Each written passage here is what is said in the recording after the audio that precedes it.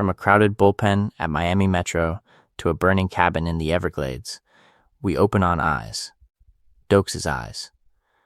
Watching Dexter from the shadows as everyone else laughs at the harmless blood guy. Cut, the cabin detonates, a wall of flame swallowing the screen. Cut, Dexter's kill rooms, plastic gleaming under fluorescent light.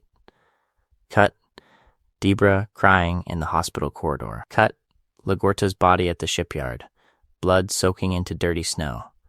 Then, against everything we remember, the image fractures. In the smoke and ringing silence of that Everglades blast, we stay.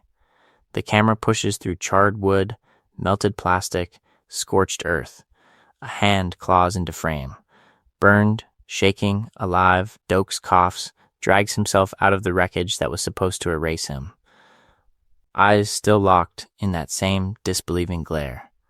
In this timeline, the scapegoat crawls back onto the board before Dexter's plan can even cool. From here, the montage accelerates. Rita's bathtub in season 4, water red, Harrison wailing on the floor. But this time, over the paramedics and the crime scene tape, we glimpse Doakes behind the line, jaw clenched, taking in the pattern Dexter thought he'd buried with a cabin and a corpse. Deborah stepping into the church as Dexter drives the knife into Travis Marshall, the moment his secret life collapses in on itself. Flash, Doakes in the crowd at the docks during the Barrel Girl investigation, watching Dexter comfort Deb, already connecting the psychology of the hero to the trail of bodies. LaGuerta standing alone at the shipping container, Bay Harbor Butcher files in her hands, everything finally adding up. Cut across that to Doakes, alive in this version, sliding his own evidence folder onto a desk, the investigation no longer a cold case, but a personal war. Harrison's birth, the soft blue of the hospital room, Dexter holding his son and promising a life of control and safety. For half a second, in the doorway, Doakes appears, arms folded, the one witness who never buys the fantasy, silently confirming every suspicion he's ever had. Over all of this, Dexter's familiar internal monologue kicks in. Calm, clinical, he tells us he is careful, that every plan has a contingency. Stalk the target, confirm the victims, prepare the kill room, leave no evidence. But the images refuse to cooperate. Each controlled step smash cuts to failure, to consequence, to another body he didn't intend to create. And with Doakes breathing through the smoke, the central question shifts. What happens when the one man who always saw through Dexter never stops watching? We end back in the ritual. Dexter in his plastic-wrapped kill room, knife poised over a whimpering target, the illusion of mastery restored for a heartbeat. Then the camera pulls wider. Doakes is already there in the corner, gun drawn, burned but unbroken, sight fixed on the monster he's been chasing since season 1. Surprise, motherf, he doesn't even finish it. He doesn't have to. In this video, we're going to follow how that single survival turns every crack in Dexter's life into a fault line threatening to swallow him whole. Doakes standing there in that ruined cabin isn't just a cool twist image. It's the moment where Dexter's favorite lie about himself finally runs out of room. The lie that he is, above all else, a man in control. Because when we talk about Dexter Morgan, we usually talk about the plan, the code, the ritual, stalk the target, confirm the victims, prepare the kill room, leave no evidence. The fandom version of Dexter is this meticulous mastermind who only slips a handful of tragic times. Rita, Deb, LaGuerta, Harrison in New Blood. But if we actually rewatch the series with clear eyes, what do we see? We see a pattern of plans failing, improvisation spiraling, and consequences compounding. From a syringe sinking into the wrong neck, to blood slides glinting in Doakes' hands, to Deb walking in on Travis Marshall's execution, these are not rare exceptions. These are the rule. Throughout his life, Dexter insists that the dark passenger is managed, contained, safely routed through Harry's code. In reality, every season is an investigation into how thin that control always was. So let's kick things off by locking in the central what if. In canon, Dexter survives the Bay Harbor Butcher investigation because Leela's chaos does his killing for him. She blows up the cabin, Doakes dies, the evidence burns, and Miami Metro is handed a neat scapegoat. Dexter learns the worst possible lesson, that the universe will bend to protect his secret. In our version, Doakes crawls out of that explosion, burned, furious, and breathing. That single survival doesn't just change one case, it rewires the entire trajectory of the story. Suddenly, Dexter's self-image as the hunter collapses. He's not the one man in control of his urges and environment anymore. He's prey. Doakes becomes the living counter-narrative, a cop whose instincts are never fooled, whose suspicion is never soothed, whose very survival is proof that Dexter's control was always fragile, always overstated. How do you keep believing you're untouchable when the man you framed for your crimes is walking around, pointing directly at you? In this video, we're going to use the Doakes' lives premise as a lens. To keep this clear, the focus is not just on who Dexter kills or which cover story he tells. Each major section will track a moment where his careful planning fails in canon. Then, we'll layer on the pressure of a living Doakes. Every loose blood slide, every sloppy dump site. Every emotional attachment that warps the code becomes more dangerous, more public, harder to bury, when the one person who was right about Dexter from the pilot is alive to press the advantage. Along the way, we'll move season by season, watching Dexter's operational schemes, his relationships, and even his identity unravel under combined pressure. His own miscalculations on one side, Doakes' relentless pursuit on the other. The central question isn't just could Dexter escape Miami? It's whether he ever truly had a way out at all, or whether the collapse we see by new blood was already guaranteed the moment Doakes refused to stay dead. So if the collapse was baked in the moment Doakes refused to stay dead, we need to be precise about what we're actually tracking. This isn't a body count fantasy. It's an architectural autopsy. We're less interested in how many people Dexter kills than in how he designs his life as a system of interlocking plans meant to keep the dark passenger safely caged in plain sight. Stalk the target. Confirm the pattern. Prepare the kill room. That's one layer. But wrapped around that are bigger blueprints, the Bay Harbor Butcher cover-up, the Family Man performance with Rita, the mentorship experiments with Miguel and Lumen, even the recurring fantasy of quitting altogether. In this video, we're going to treat each of those not as arcs, but as plans, carefully constructed models of control that fail operationally, relationally, and morally, the second reality pushes back. To keep this clear, the focus is not just on the moment of the kill. The real drama lives in the fracture point. Doakes holding the blood slides in his hand, Deborah walking into the church, Rita's body in the bathtub, LaGuerta at the shipping container. What did Dexter think was going to happen? What safeguards did he trust? And when the plan breaks, how do the consequences spread outward through Miami Metro, through his family, through his own psychology? Now, for this alternate timeline, we need ground rules. Doakes survives the Everglades cabin. He's badly injured, scarred, and written off by most of the department, but he lives. The explosion still destroys the physical crime scene. Lila still dies for what she did. Dexter still wins the official Bay Harbor Butcher investigation by framing Doakes posthumously. On paper, the case is closed. But Doakes retains everything that mattered. He remembers the blood slides. He remembers Dexter's pattern. He knows the forensics tech is the real butcher, and he knows the frame job was specifically engineered to erase him. That combination, truth plus humiliation, turns him into a long-term threat, not a one-season obstacle. From here on out, every time Dexter's plan wobbles, there's a living, breathing predator waiting to exploit the weakness. How do you maintain control when the one man who saw you clearly refuses to disappear?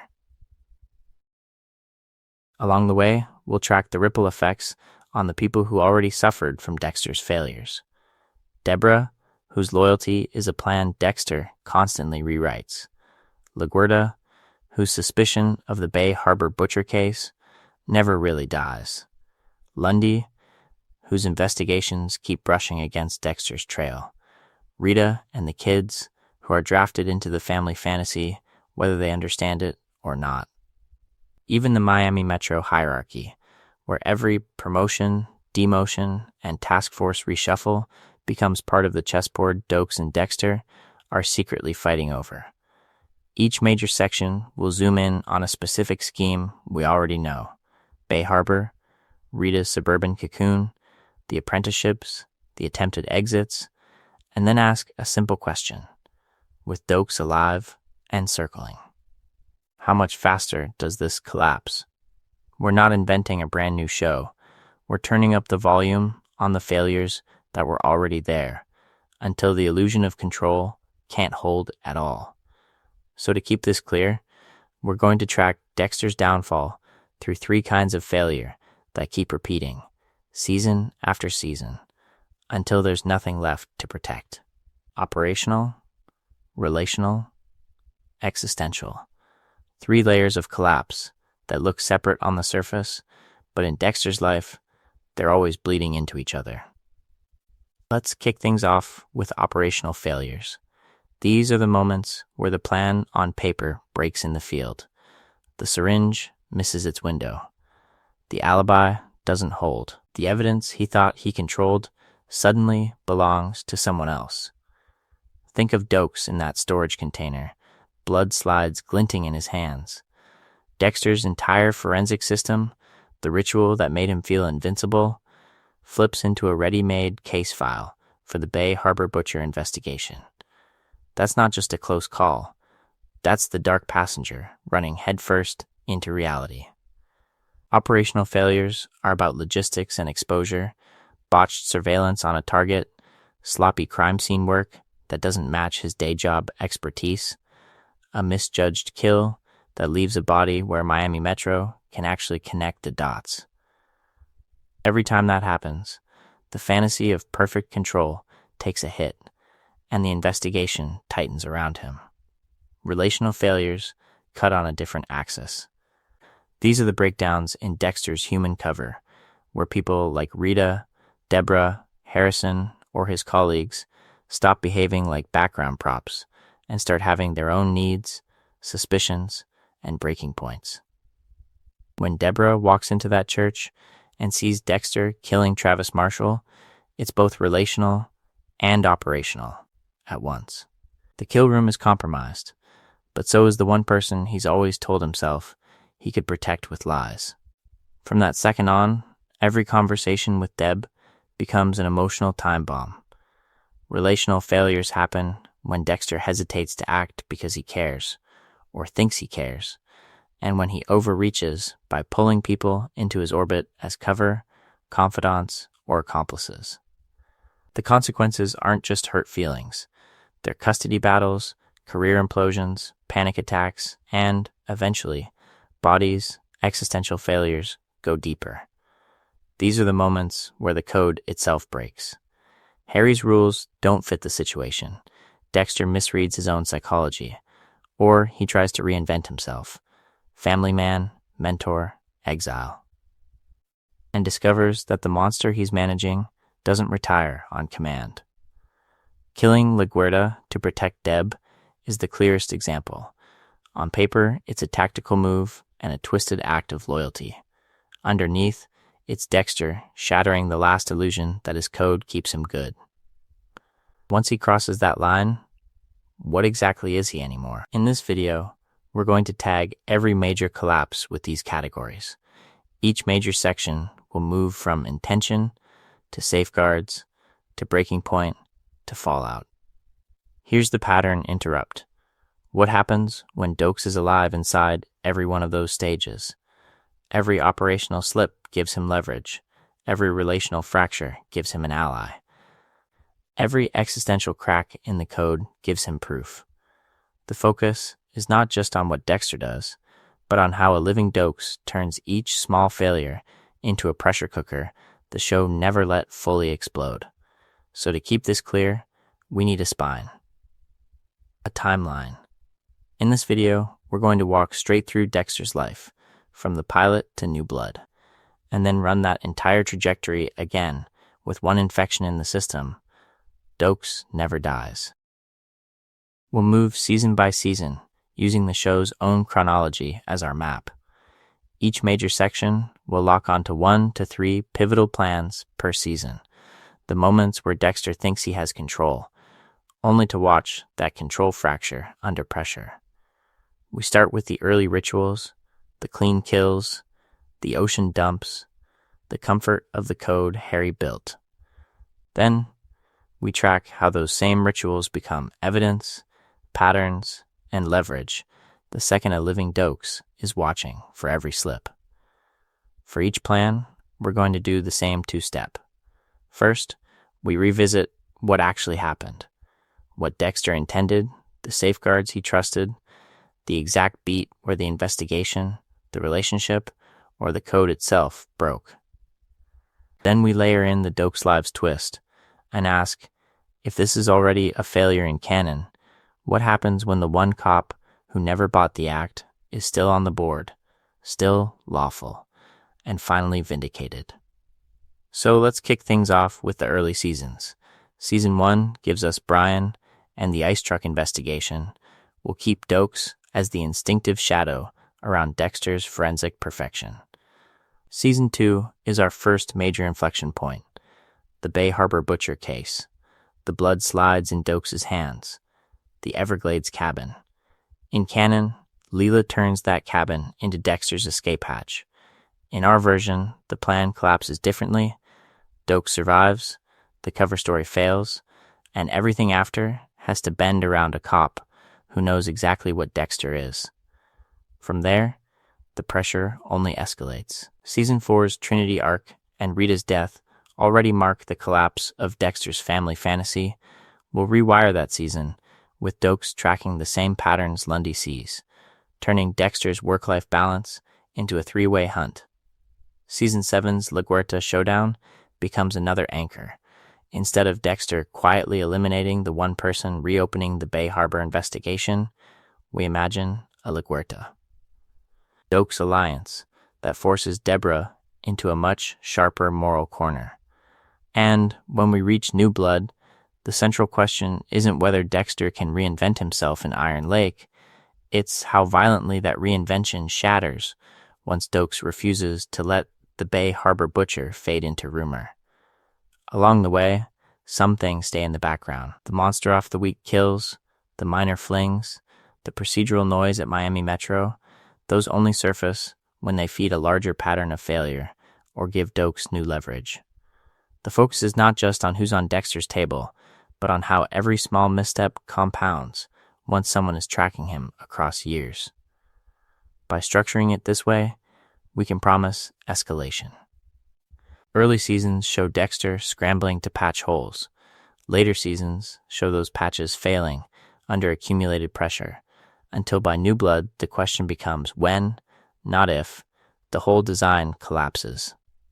Next, we'll start at the pilot and watch the first cracks form. So when we rewind to Season 1, we're not just revisiting an origin story. We're stepping into the cleanest version of Dexter's illusion of control. Before the blood slides, the bodies and the lies start collapsing under their own weight. On paper, Dexter's life is a flawless plan. He has a code from Harry that tells him exactly who to kill. He has a day job in forensics that feeds his urges and gives him front row access to every investigation. He has Rita, carefully chosen because her trauma keeps her distant, giving him a ready-made family cover, with minimal emotional demands. Stalk the target, confirm the victims, prepare the kill room, leave no evidence. In Season 1, Dexter believes this routine is airtight, morally contained, and psychologically sustainable.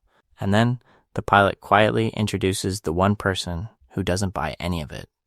From the first barbecue, Doakes is the anti-audience.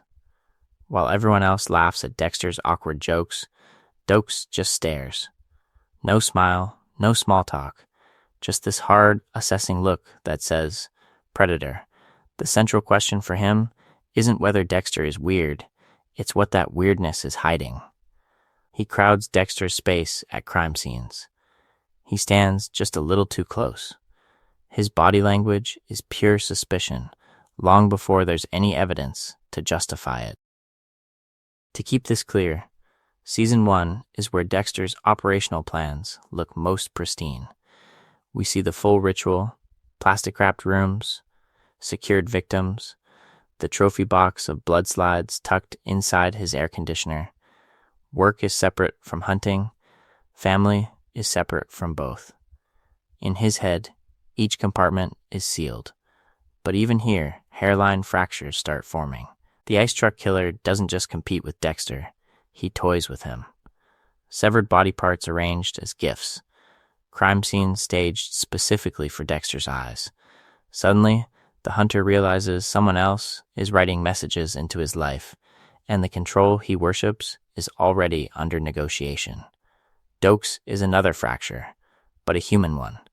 He tails Dexter without a warrant. He interrupts late-night drives that should have ended in kill rooms. He clocks every micro-expression when Dexter arrives at a scene just a little too informed. We watch Dexter adjust his plans on the fly because Doakes is standing in the wrong hallway, asking the wrong question at exactly the wrong time. How do you maintain a perfect ritual when a trained predator in a badge keeps circling your blind spots? In this video, we're going to treat those early instincts as more than flavor. In the canonical timeline, Doakes dies before his gut can become a full investigation.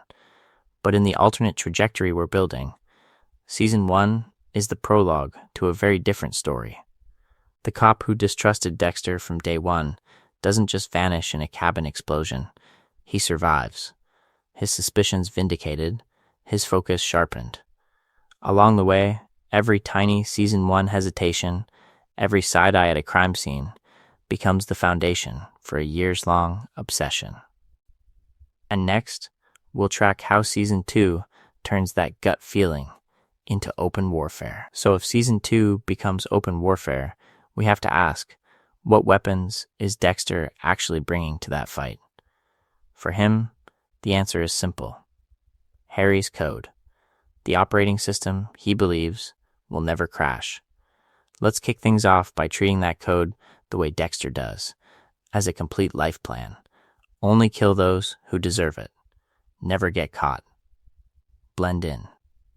Trust that this structure will keep the dark passenger in check and the investigation heat permanently manageable. In Dexter's mind, it's elegant. Stalk the target. Confirm the victims. Prepare the kill room. Leave no evidence. From his blood slide trophies to his job in forensics, everything is slotted under that central promise of control. But the focus is not just on what the code says. It's on what it leaves out. Because even in Season 1, the first cracks are already spidering out from beneath Harry's commandments. Dexter is supposed to be incapable of real attachment, yet he's oddly protective of Rita, unexpectedly loyal to Deborah, increasingly territorial about his double life. Those aren't bugs in the system. They're unacknowledged features. And Harry never wrote a line of code for what happens when the monster starts to care. Then there's Harry himself. The man who designs this moral firewall is also the man who kills himself the moment he sees Dexter in a kill room. That's not a mentor blessing the project. That's the architect losing faith in his own design. To keep this clear, Dexter doesn't read that suicide as a failure of the code. He reads it as a tragic fluke, then doubles down. He treats Harry's rules like flawless software, not realizing they were compiled by a terrified, guilty cop trying to manage his own shame. Pattern interrupt. What if the code isn't protection at all? What if it's the vulnerability? Look at Brian, the ice truck killer, who weaponizes Dexter's childhood and exposes a gap Harry never patched. Other predators who know the same origin story. Look at Trinity later, a serial killer with a family fade that outperforms Dexter's own suburban fantasy. Harry's system assumes Dexter is the only apex predator in the room. The psychology of rivals, of mirrors, of hunters who can anticipate him is never accounted for. And that's exactly where Doakes comes in. Harry trains Dexter to evade procedure, not instinct. He prepares him for detectives who trust lab work, not a soldier cop who walks into a crime scene, looks Dexter in the eye, and simply doesn't buy the act. There is no subroutine for a man who can't be charmed, bribed, or emotionally co-opted. No clause in the code for what if someone just hates you and won't stop watching. In this video, we're going to keep returning to this mismatch. Every time Dexter leans on the code to justify a risky choice, following Doakes to the Everglades, framing others, escalating kills, he thinks he's stabilizing the system. In reality, he's running outdated software in a world that's about to introduce Doakes as the ultimate patch breaker. Next, we'll see how Season 2 turns that theoretical flaw into a very real countdown clock. Season 2 is where that countdown clock starts blaring. Dexter's ocean graveyard surfaces, literal garbage bags of dismembered bodies bobbing in the current, and overnight, his private ritual becomes a federal investigation with a name, the Bay Harbor Butcher. The entire department we've watched joking around the bullpen suddenly pivots into a manhunt for Dexter's alter ego, while he's still packing school lunches with Rita and playing protective brother with Deb. To keep this clear, Dexter's response is his first truly systemic plan. He doesn't just want to escape a single suspect. He wants to stabilize his entire life under pressure. Step 1. Stop killing. Step 2. Embed himself in the investigation so he can nudge it away from anything that points home. Step 3. Quietly erase the remaining traces of his work, from boat fibers to potential witnesses, all while staying locked into the role of harmless blood-spatter geek who helps catch monsters. On paper, it's elegant. Controlled, a closed loop. In practice, it's a slow-motion collapse. Dexter can't stop killing. His psychology is wired around the code as a release valve, and the more he tries to white-knuckle abstinence, the more reckless his impulses become. He stalks a drug dealer, he toys with a photographer, he keeps putting himself in situations where the butcher investigation and his compulsion intersect, which is exactly what a rational risk manager would never do. The focus is not just on the bodies he leaves behind, but on the pattern he keeps recreating, even while the FBI is literally modeling his behavior on a whiteboard. Meanwhile, Doakes is running the opposite plan. No code, no ritual, just instinct and observation. He tails Dexter, breaks into his apartment, tracks him to the marina. When he finally finds the blood slide box in Dexter's air conditioner, that's not a random discovery. It's the logical endpoint of a season-long investigation conducted by one man who refuses to be gaslit by Dexter's performance. From a simple "I don't like you" in the pilot to those glass slides glinting in his hand, Doakes turns Dexter's supposed safeguards into evidence. By the time we reach the Everglades cabin, Dexter's system is already in free fall. The FBI is in Miami. Lundy is circling closer. Deb is emotionally entangled with the lead federal investigator, hunting her brother's shadow. Dexter's boat, his dump site, his blood slides, every pillar of control has been touched by the investigation. So when Dexter kidnaps Doakes and chains him in that remote cabin, it looks like a masterstroke of containment. In reality, it's a desperate patch slapped on a dam that's already cracking from every direction. Here's the central question for our alternate timeline. What happens when that patch doesn't hold? In canon, Lila's intervention, the explosion, and Doakes' death give Dexter a brutal, unearned reset. The Butcher case ends, the evidence burns, and Miami swallows the lie. In our version, that reset fails. Doakes lives. The Bay Harbor Butcher investigation never truly closes. And the next time we see that cabin, it won't be as a crime scene with a convenient corpse. It will be as the place where Dexter's entire story changes trajectory. We cut back to that Everglades cabin, not as a reset button, but as Dexter's most dangerous illusion of control. A shack on the edge of the world, a chained cop in the dark, a killer telling himself, this is still a plan, and not a slow motion collapse.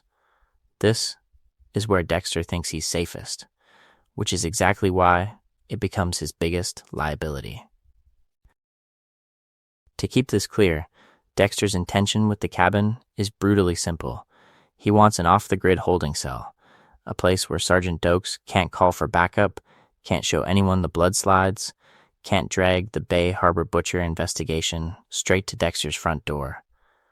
Out there, Dexter believes he can pause the game.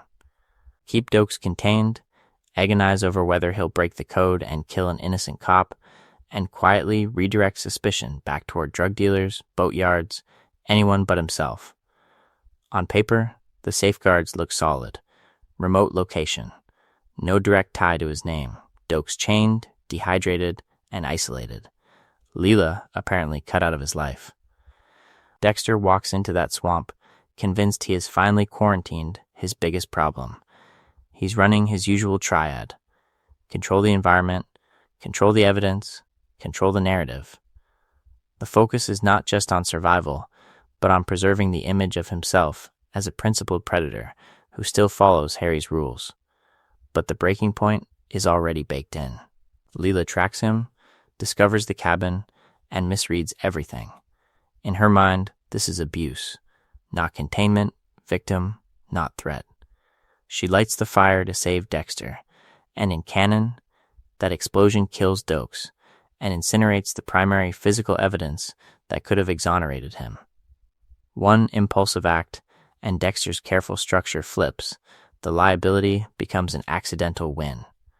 He learns the worst possible lesson, that the universe will clean up after his failures. Look at the psychology underneath. This was never a controlled plan. It was a fragile stack of assumptions. Assumptions about Lila's instability being out of play, about Doakes' helplessness under chains and bruises, about the cabin's secrecy holding under real-world pressure. The second an unpredictable variable enters the system, the whole thing detonates. How many times across the series do we see that same pattern repeat? In our alternate timeline, the fire doesn't finish the job. Doakes survives, burned, lungs shredded with smoke, but conscious enough to crawl out through splintered boards before the flames fully consume the cabin. Maybe a hunter stumbles on his broken body at dawn. Maybe a ranger hears a hoarse, furious attempt at help. Either way, the man who saw Dexter's true face gets a second life. And that second life is not neutral. It's a vendetta. Doakes wakes up in a hospital bed, with burns, scars, and the memory of chains, gasoline, and betrayal. He knows Dexter took him, he knows the Butcher investigation is dirty, and now he knows someone tried to erase him. Along the way, every future failure in Dexter's trajectory will have a new variable, a living, breathing witness who refuses to stay dead. The central question becomes, what happens when Dexter's most carefully buried secret starts walking back toward Miami Metro? So in canon, that walking secret never makes it back. The explosion in the Everglades doesn't just kill Doakes, it hands Dexter a grotesque gift wrapped in fire and gasoline. A charred body in the ruins of a cabin. A known cop with a temper, already on the margins of the Bay Harbor Butcher investigation. and in Doakes' car, the blood slides glinting like a signed confession. From a narrative distance, we can see how obscene that convenience really is. Dexter doesn't have to outmaneuver a live accuser, rebut a story, or survive cross-examination. He just has to lean into the existing plan, let the investigation follow the evidence he planted, nod along as Lundy connects the dots, and accept that the man who was right about him becomes the perfect scapegoat. No witness. No competing version of events. No living counter-narrative to destabilize his control. That's why, in this video, we're going to treat the end of Season 2 as Dexter's first major reset button. Once Doakes is dead, the case collapses neatly around his corpse. Miami Metro mourns a fallen sergeant with a reputation for aggression, files the butcher undersolved, and moves on. Dexter gets his job back, his lab access, his ocean, his family fantasy with Rita. The focus is not just on survival, it's on the psychological upgrade he walks away with. He believes he can improvise around any failure, that even total exposure can be reabsorbed into the plan. Now invert one detail. Doakes survives. He's pulled from the wreckage, broken, burned, but breathing. At first, maybe he can't speak. Maybe when he does, what comes out sounds like shock and paranoia. The nice blood guy is a serial killer. The evidence was planted. The code is real. To keep this clear, Dexter still tries to run the same play. The slides are found. The narrative is pushed. Officially, Doakes is still the butcher. But the frame never fully sticks, because the supposed butcher is alive to deny it. Instead of a closed file, we get a suspended sergeant with a destroyed career and nothing left to lose. He's pushed out of Miami Metro, stripped of badge and authority, but in a twisted way that frees him. No chain of command. No politics. Just a singular objective: prove Dexter Morgan is what he always suspected. A living Doakes becomes a long-term problem, not a solved one, stalking the edges of Dexter's life like an unsilenced piece of evidence. Each major section will show how that one variable rewrites Dexter's trajectory, but the central question starts here. What does Dexter do with an innocent man who knows the truth and won't stop? Does he finally break the code and kill for self-preservation alone? Or does he run, abandoning Miami years earlier, admitting that control was always an illusion? And if he chooses either path, who gets pulled into the blast radius this time? Deborah, LaGuerta, or someone Dexter never planned on sacrificing? So when we jump into Season 3, Dexter doesn't just move on from Doakes. He tries to upgrade. After the chaos of the Bay Harbor butcher investigation, the central question for Dexter becomes, can he design a life that's more stable, more controlled, and less exposed to that kind of collapse ever again? On the surface, his plan is almost domestic. Rita is pregnant. A wedding is on the horizon. Dexter starts imagining himself not just as a secret predator, but as a husband and father who can keep the dark passenger neatly contained. Season 3 is where he consciously refines the code, tightens his criteria, and tells himself he's evolving. Not just surviving the last investigation by luck. Enter Miguel Prado, a charismatic Otta, high profile, furious about a killer who slipped through the legal system. This is where Dexter thinks he sees an opening in his own psychology. What if, instead of being alone, he could share his darkness with someone who understands it? In this video, we're going to treat Miguel as Dexter's first real attempt to franchise his system, to build a sustainable double life with a partner who validates the code instead of threatening it. To keep this clear, look at the safeguards he puts in place. He drip feeds Miguel the rules. Only kill those who deserve it. Follow evidence. No personal vendettas. Dexter controls access to his rituals, keeps Miguel away from the full kill room process, and believes he can manage another killer the way Harry managed him. He is literally projecting his own origin story onto Miguel, assuming that if strict rules worked once, they can be replicated like a blueprint. But canon already shows us the failure baked into that plan. Miguel goes rogue. He targets Ellen Wolf, breaks the code, lies to Dexter, and starts treating murder as power and convenience rather than grim necessity. Dexter's fantasy of control shatters. He's forced to kill Miguel, cover it up, and admit, though only to himself, that his attempt to export the code was a catastrophic misread of human nature and of his own uniqueness.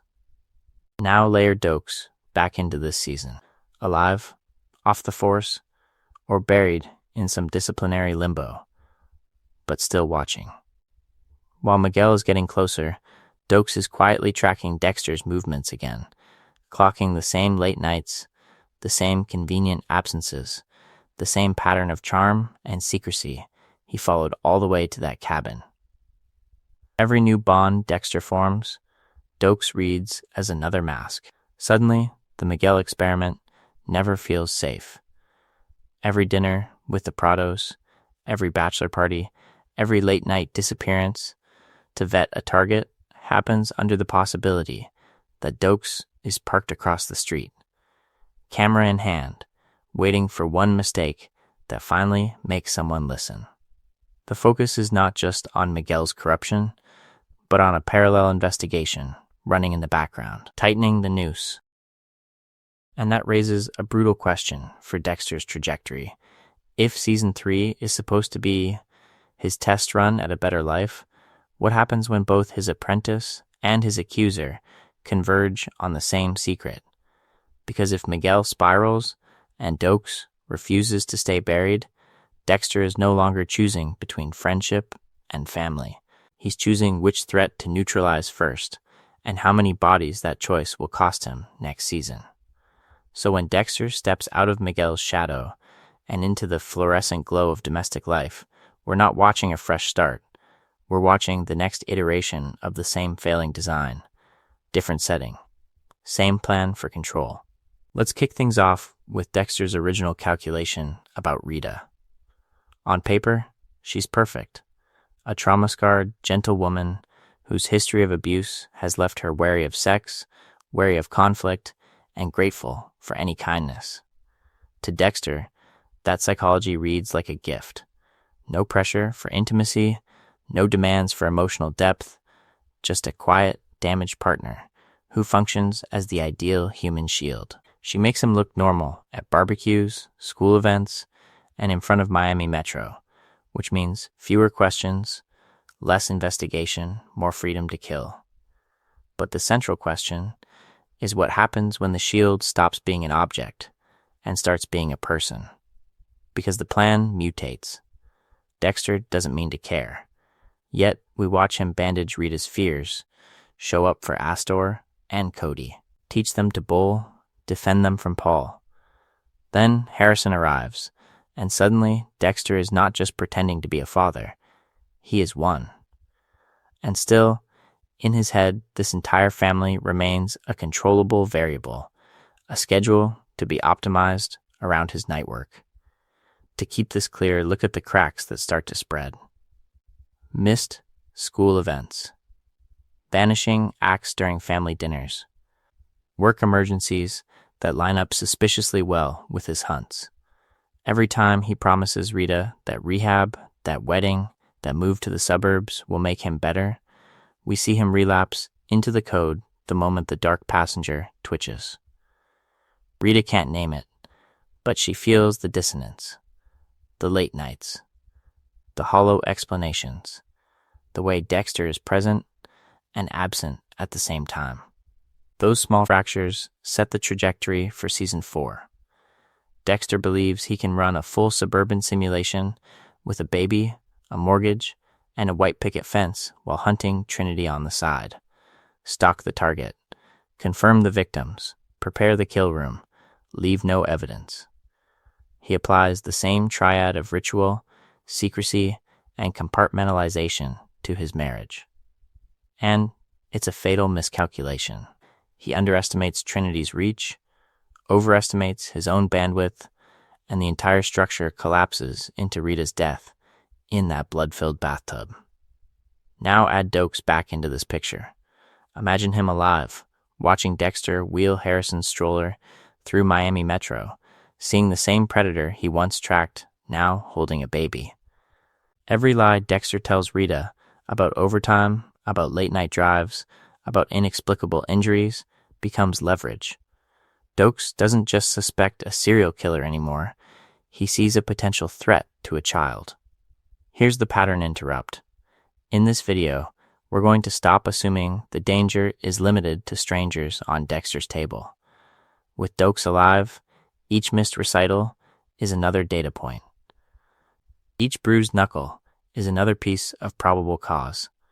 The focus is not just on exposing the Bay Harbor butcher, but on proving Dexter Morgan is unfit as a husband and father.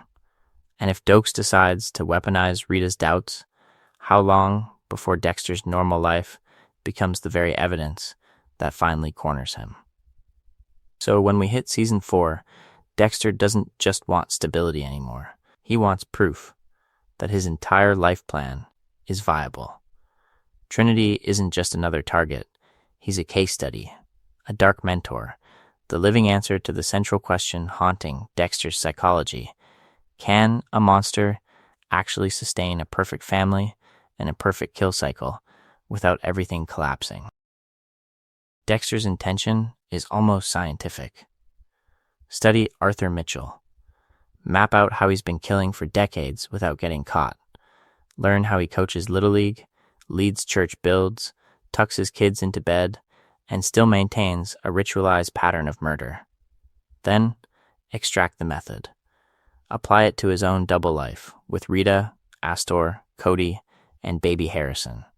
In this video, we're going to treat Season 4 as Dexter's grand experiment in control. Trinity is the proof of concept he thinks he needs. To keep this clear, Dexter believes he's upgraded his safeguards. He compartmentalizes his time, family mornings, Miami Metro days, stalking and kill room prep at night. He uses his job as a forensic analyst as a built-in alibi. Assuming any overlap with an active investigation only makes him look more dedicated. And underneath it all is the fatal confidence of a man who survived the Bay Harbor butcher investigation. If he beat Lundy, the FBI, and internal scrutiny once, why shouldn't he manage one more high-risk predator in his orbit? But the plan fails at its core assumption. Trinity is not a stable template. He's a barely contained bomb. Dexter misreads Arthur's public warmth as genuine balance, completely missing the terror in his family's eyes, the bruises, the constant emotional hostage situation. He admires the perfect cycle, instead of recognizing the escalating volatility. Every time Dexter chooses to observe Arthur rather than end him, he trades immediate operational safety for the illusion of long-term insight. The consequence is catastrophic. Because his attention is split between study, cover, and home, Rita ends up in that bathtub, Harrison in a pool of blood, and Dexter's fantasy of the protected family dies with her. Now, fold Doakes back into this season. Imagine him alive, demoted or sidelined, but still tracking unsolved cases that echo the Bay Harbor pattern. Bodies with clean cuts. Vanishing predators. Odd coincidences around Dexter's caseload. He watches Dexter insert himself into the Trinity investigation, sees the late nights, the missed calls, the way danger clusters wherever Dexter stands. Maybe he warned Deborah that her brother attracts darkness. Maybe he has the bluntness to tell Rita that Dexter isn't just distant, he's dangerous. Suddenly, Dexter isn't juggling 2 fronts, he's juggling 3. Trinity's cycle, the fragile suburban performance, and Doakes' relentless shadow building a parallel case. Each major section of his life starts bleeding into the others much earlier. The question stops being, can he stop Trinity in time, and becomes how many collapsing plans can one man run before any single failure exposes them all.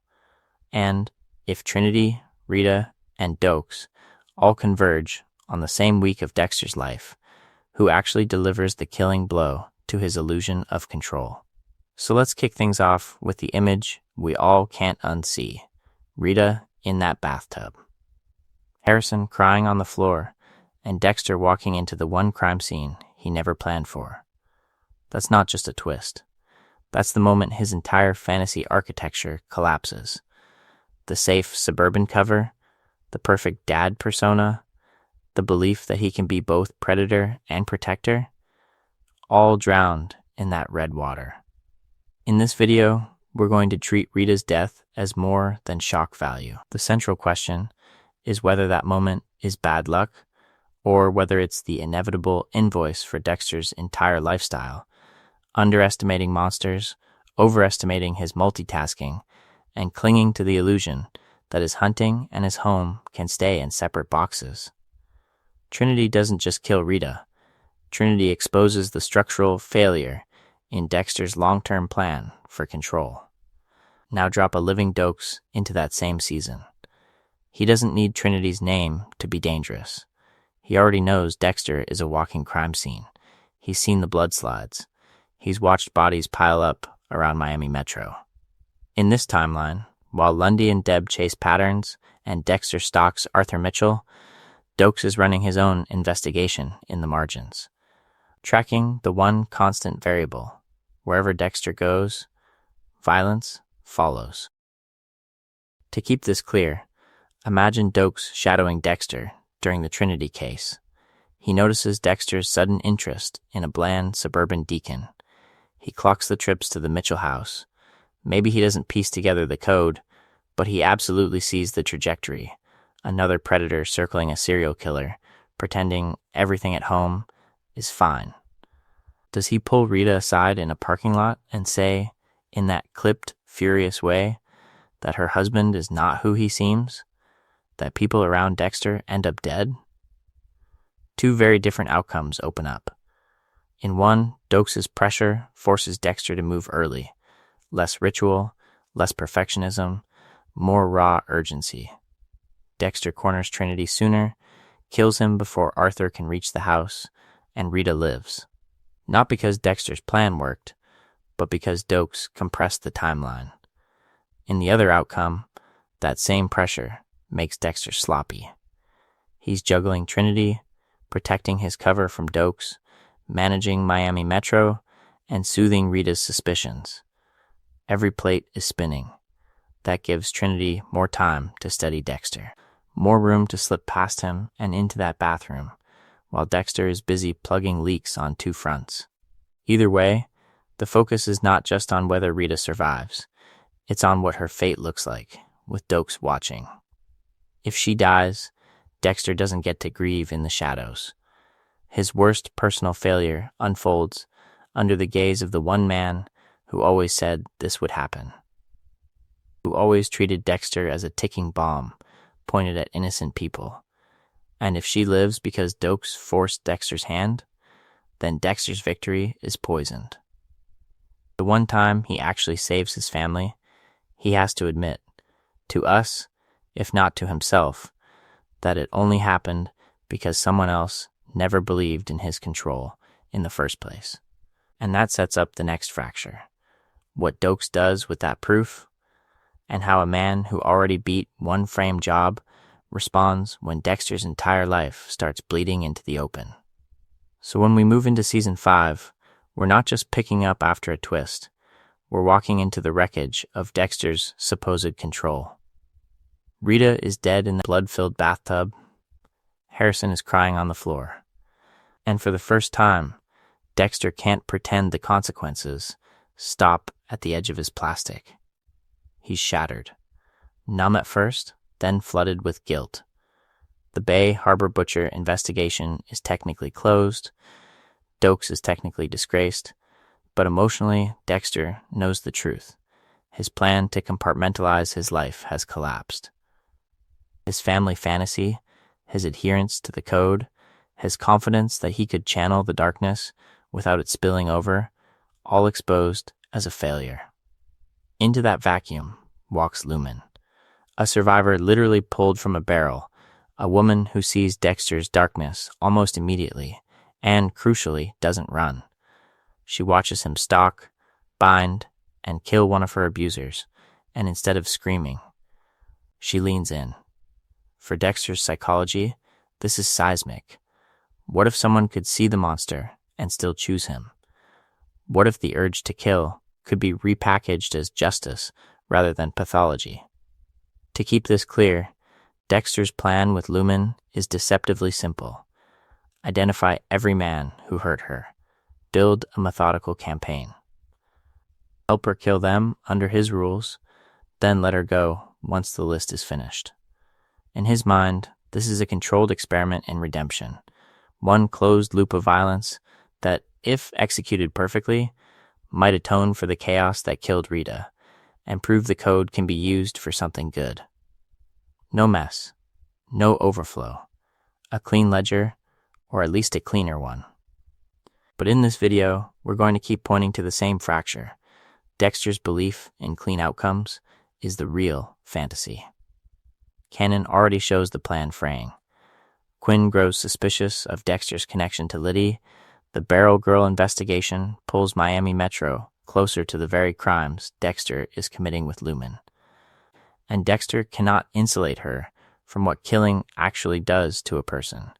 She shakes, she dissociates, and once the list is done, she leaves, because the darkness that once felt empowering now feels like a weight she refuses to carry. Now layer Doakes back into that season. He's out there, disgraced but breathing, tracking the Barrel Girl case from the margins. He sees another cluster of bodies with surgical precision, another vigilante pattern hiding inside an official investigation, another series of disappearances orbiting the same bloodspatter analyst who already framed him. The focus is not just on Dexter's new partnership, but on what it looks like through Doakes' eyes. This isn't redemption, it's escalation. The targets have changed, the ritual has evolved, but the core behavior, the compulsion to control life and death, has not. Every corpse Lumen and Dexter leave behind doesn't heal the Bay Harbor wound, it pours salt into it. And that becomes the central question heading into the next phase. What happens when a man who already survived one framed job watches Dexter try to reinvent himself yet again, and decides this time he's not letting the story close? Because here's the problem. Stories close, but evidence doesn't. In the original timeline, Bay Harbor is resolved, Doakes is blamed, and Miami Metro moves on. Files get boxed, detectives transfer, the investigation becomes office lore instead of an open wound. But if Doakes walks out of that cabin alive, the story never closes. It festers. To keep this clear, we can map the pattern from seasons 2 through 5. Dexter makes an operational mistake. He improvises a cover-up. That patch introduces a new variable. Leela in season 2, Miguel in season 3, Lumen in season 5. Each of them is supposed to be a solution, a pressure valve. Instead, they leave behind traces that never fully disappear. Scorched cabins, missing Adas, traumatized survivors, suspicious travel records, and a trail of people who interacted with Dexter at his most unguarded. In canon, Dexter benefits from a kind of narrative amnesia at Miami Metro. We watch the Bay Harbor Butcher, the Skinner, the Barrel Girls, and Jordan Chase as discrete arcs. The cops do too. Cases get closed, sometimes neatly, sometimes not, and the day-to-day grind erases the connecting tissue. Only Lagerda, and eventually Deborah, really start treating Dexter as a through line instead of a helpful bystander who happens to be at every crime scene. In this video, we're going to flip that assumption. In the alternate timeline, Doakes becomes the human memory of Dexter's failures. He remembers Every odd disappearance, every late night call, every time Dexter shows up just a little too fast to a fresh body. He was in the cabin. He saw the slides. He heard Dexter admit to a code. So when Miguel Prado vanishes after a very public bromance with Dexter, Doakes doesn't shrug. When the Barrel Girl case ends with Liddy dead, Lumen gone, and Quinn silenced, he doesn't chalk it up to chaos. He adds another line to the same file. Here's the pattern interrupt. Dexter thinks he's fighting separate battles. Doakes knows it's one war. Every operational patch gives him more to work with. Framing Doakes in Season 2 establishes the template. Dexter will sacrifice anyone to preserve control. Killing Miguel exposes how easily Dexter's mentorships curdle into murder. Manipulating evidence in the Barrel Girl case proves he can reach into the heart of an investigation and twist the outcome. Once Doakes is outside official channels, he can track those moves without warrants, without paperwork, and without anyone ordering him to let it go. So what does that do to Dexter's trajectory by the later seasons? He's not just juggling new problems like Trinity, Jordan Chase, or the Doomsday Killer. He's drowning in the accumulated weight of every failed plan, every corpse that never quite fit, every witness who slipped away. And somewhere in the dark, there's a man who has been quietly cataloging all of it, waiting for the moment when the pattern is undeniable. The focus is not just on whether Dexter can outsmart the next killer. It becomes whether he can outrun his own history when that history has a name, a badge number, and a personal vendetta. And that sets the stage for the next escalation. What happens when Doakes stops collecting data and finally makes his move? Season 6 drops Dexter into a new experiment in control.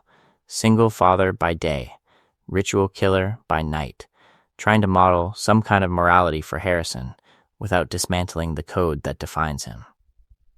We watch him pack lunches, attend birthday parties, and then step into crime scenes painted with apocalyptic scripture. The investigation into the Doomsday Killer doesn't just give him a new target, it drags him into a theology he's never had to confront. Sin, punishment, destiny. In this video, we're going to treat that religious frame as more than set dressing. Dexter starts asking whether he was made this way, whether his darkness is a curse or a purpose, and that psychology shapes his next big plan. He decides Travis Marshall is the innocent reflection of his own origin story, a basically decent man warped by a malignant mentor. To keep this clear, Dexter maps himself onto Travis and Geller onto Harry, victim and teacher, student and code. But the central question is, what if that entire mapping is wrong? Dexter believes Travis is being manipulated, so he spares him, hides him, lectures him. He builds a moral redemption arc in his head instead of a kill room. In reality, Travis is the engine of the horror. The man staging bodies on horses. The man painting the skyline with judgment. Dexter projects his own narrative so hard that he can't see the obvious. The puppet is pulling the strings. Operationally, that misread is a major failure. Every time Dexter protects Travis, more victims die, the investigation spirals, and the doomsday tableau escalates toward the rooftop finale. Relationally, it's even worse. Deborah's promotion to lieutenant puts her in the command chair, watching case files, timelines, and Dexter's movements with new authority. While Dexter fixates on saving Travis from Geller, Deb is evolving, hardening, and closing the gap between who she thinks her brother is and what his behavior actually looks like. Now add Doakes back into that pressure cooker. A cop who always trusted his gut, who already suspected Dexter as a chaos vector back in the Bay Harbor Butcher days, is not going to buy the concerned coworker routine here. He would see Dexter at the fruit stand scene, at the church, at the abandoned buildings, always one step too close to the investigation, always a little too personally invested in Travis's fate. How many times can the blood guy just happen to be where the world is ending? Along the way, each misstep with Travis becomes more than a tragic mistake. It becomes another data point in Doakes' growing dossier. Dexter doesn't look like a hero who catches monsters. He looks like the constant variable around them. Same face. New apocalypse.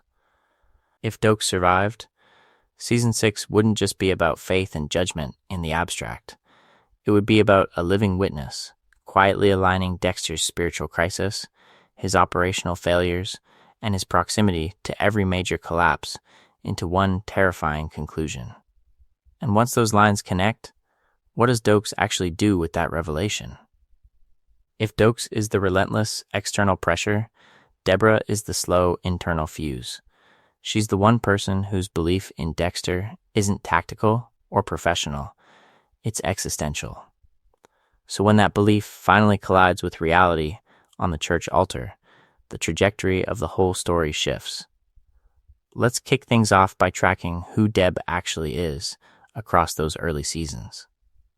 In Season 1, she's the adoring little sister, the awkward vice cop who calls Dexter her rock, who leans on his normalcy as proof that the world can make sense.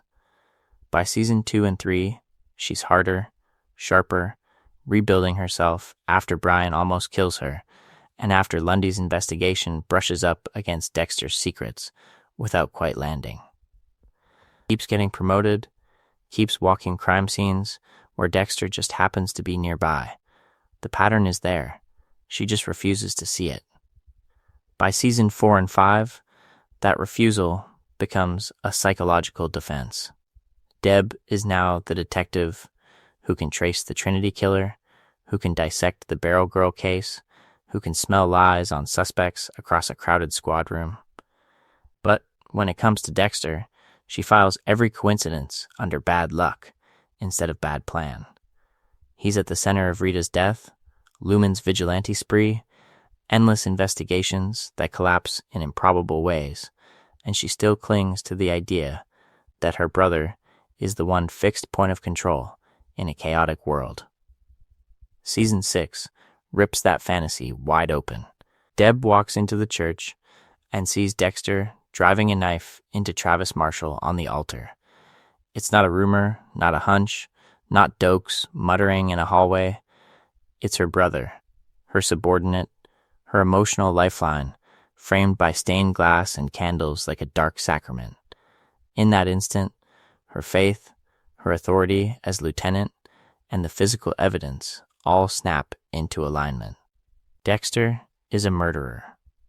There is no code that makes that image okay. In canon, her response is tragic. In this video, we're going to treat Deb's choice not as a twist, but as a slow-motion collapse. Her love and trauma push her to protect him. She hides the crime, rewrites reports, bends her moral compass until it breaks.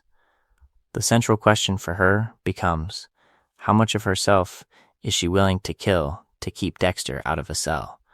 By the time she helps cover LaGuardia's death, the answer is almost everything. Now add a living Doakes to that moment in the church. To keep this clear, imagine Deb's memory stacked with years of him saying, "He's dangerous. Something's wrong with him. Open your eyes." Every time she dismissed him, every investigation where Dexter miraculously helped, every failure Doakes tried to flag, comes roaring back the second she sees that knife. Does she still default to protecting Dexter, or does that image finally sync with Doakes' warnings and flip her allegiance? Along the way, we have to ask whether Deb becomes the one Morgan who stops enabling the myth, and what happens to Dexter's illusion of control if his fiercest defender suddenly joins his oldest accuser. So when we hit Season 7, and LaGuardia bends down at a crime scene, spots a single blood slide in the grass, we're watching the ghost of the Bay Harbor Butcher investigation crawl out of its grave. That tiny piece of glass is a time machine. It drags us back to Doakes, to the cabin, to every warning Deb ignored. canon, LaGuerta reopens the case and starts slow. She revisits the original files, rereads the FBI reports, walks the docks where Dexter dumped his bodies, and piece by piece, she does what Doakes did by instinct. Isolates Dexter as the one variable that never fit. The forensics tech who always shows up first. The analyst whose lab work quietly steers the investigation away from the real pattern. The friend of Doakes who was always there when things went wrong. To keep this clear, LaGuerta's arc is Doakes' arc in a different key. He was all gut and confrontation. She's politics, procedure, and pressure. But the psychology is the same. Neither of them can live with the convenient narrative. Neither can accept that Doakes, the cop who bled for that department, was secretly dismembering people between shifts. So she follows the evidence past departmental loyalty, risks her career, and lets the uncomfortable truth point straight at a Morgan. Now imagine the alternate trajectory. LaGuerta finds the slide. She feels that old doubt about Doakes flare up. And this time, Doakes is alive to pick up the phone. He brings first-hand memories. Dexter's weird calm at crime scenes, the missing tranquilizer syringes, the blood slide collection he held in his own hands, the cabin where he woke up in chains. She brings institutional power, access to sealed evidence, pull with internal affairs, the authority to quietly reopen every Bay Harbor file. In this video, we're going to treat Season 7 as the moment those two lines finally intersect. Dexter's plan is familiar, manipulate evidence, gaslight LaGuerta, lean on Deborah's love as a human shield. He thinks he can outmaneuver one lieutenant the way he once danced circles around the entire FBI task force. Plant a wallet here, fake a shipping record there. Nudge Deb to pressure LaGuerta socially while he sabotages her case technically. But with Doakes as her ally, every move collapses faster. Every lie he feeds LaGuerta gets cross-checked against Doakes' memories. Dexter says he never went near that cabin. Doakes remembers the exact route he was driven. Dexter claims he barely knew about the blood slides. Doakes can describe the wooden box they were stored in. What used to be a one-on-one mind game becomes a two-on-one hunt, with LaGuerta building the official investigation while Doakes runs the off-the-books shadow version in parallel. The focus is not just on Dexter losing control of the case, but on how quickly his old tricks stop working when the two people who know him best professionally compare notes. And if LaGuerta and Doakes are closing in together, how far does Deb have to go to keep protecting the myth? In the next section, that question stops being theoretical and walks into the interrogation room. So when that question walks into the interrogation room, it's carrying the ghost of the shipyard with it. We all know how that night is supposed to go. Cargo containers, floodlights, LaGuerta's car abandoned like bait. Dexter stepping into what he thinks is a manageable trap, because in his mind, every investigation can still be bent back under his control. To keep this clear, let's kick things off by replaying the canonical version. LaGuerta lures Dexter to the shipyard, armed with warrants, timelines, and the growing certainty that the Bay Harbor butcher is wearing a Miami Metro ID. Deborah arrives, torn between her captain and her brother. Inside the container, Dexter flips the script, he zip ties LaGuerta, lays out his twisted logic, and forces Deb into an impossible binary. Kill him and end the nightmare, or kill LaGuerta and keep the fantasy alive. She pulls the trigger on her boss. The body drops. So does any pretense that the code is about justice. That's Dexter's ultimate existential failure. Not a bad plan gone wrong, but the collapse of the story he tells himself about why he kills. He murders an innocent woman, not to prevent more deaths, but to preserve his secret and his relationship. He weaponizes Deborah's love, drags her across the line, and in doing so proves that Harry's code was never a moral system, just a psychological sedative. From this point, there is no righteous narrative left to hide in. Now we drop Doakes into that same container. The central question becomes, what happens when the one man who never bought the myth is physically present at the moment Dexter's mask finally slips? Maybe he's the one who helps Lagerta set the trap, insisting they confront Dexter together. Maybe he's shadowing the whole operation, arriving seconds later with his gun already drawn, refusing to let the Bay Harbor butcher walk out again. Suddenly, every branch is worse for Dexter. He can try to eliminate Laguerta and Doakes in one desperate move, turning the container into a three-way standoff, where Deb walks in on her brother, holding two cops at gunpoint. Or the target shifts. Deb might be forced to choose between shooting Dexter or the man who's been warning her for years. Who does she see as the real threat when both are screaming their version of the truth at her? And if it spirals into a chaotic shootout, there is no clean cover story left. Multiple officers down. Ballistics, radio logs, witnesses. This isn't a kill room. It's a crime scene. In this video, we're going to keep coming back to this distinction. The focus is not just on who dies, but on how Doakes' presence strips away Dexter's last illusion of control. Whatever the exact outcome, there is no tidy execution, no code-compliant justification, just a public, messy, morally irredeemable act that even Dexter can't retrofit into a rule. And in the next section, we follow the trajectory of that mess into the aftermath, the reports, the cover stories, and the point where Miami Metro finally has to decide what and who it believes. Those reports and cover stories don't just live in case files. They live in Deborah Morgan's head. And in this version, they're fighting for space with something even more corrosive, Sergeant Doakes' voice refusing to die.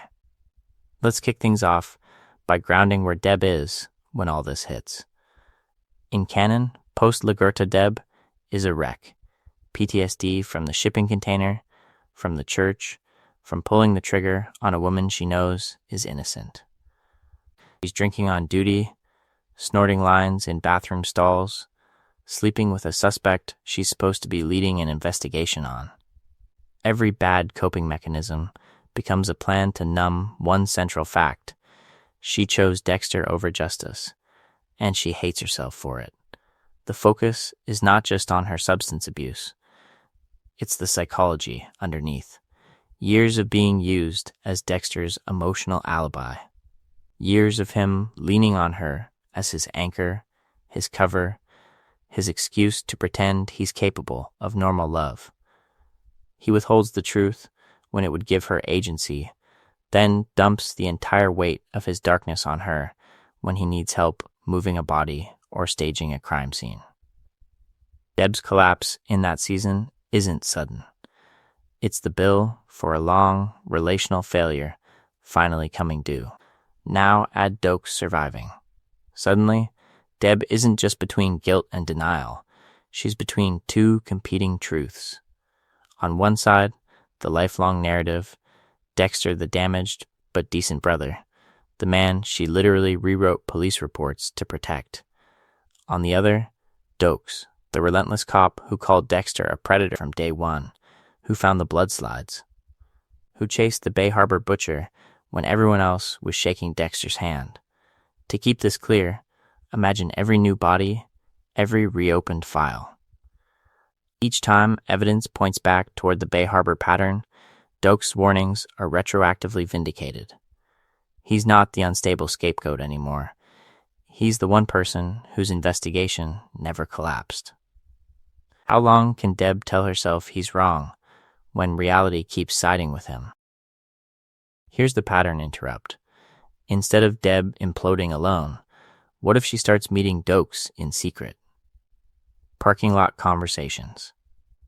Off-the-books coffee. A shared understanding that can't exist on any official channel.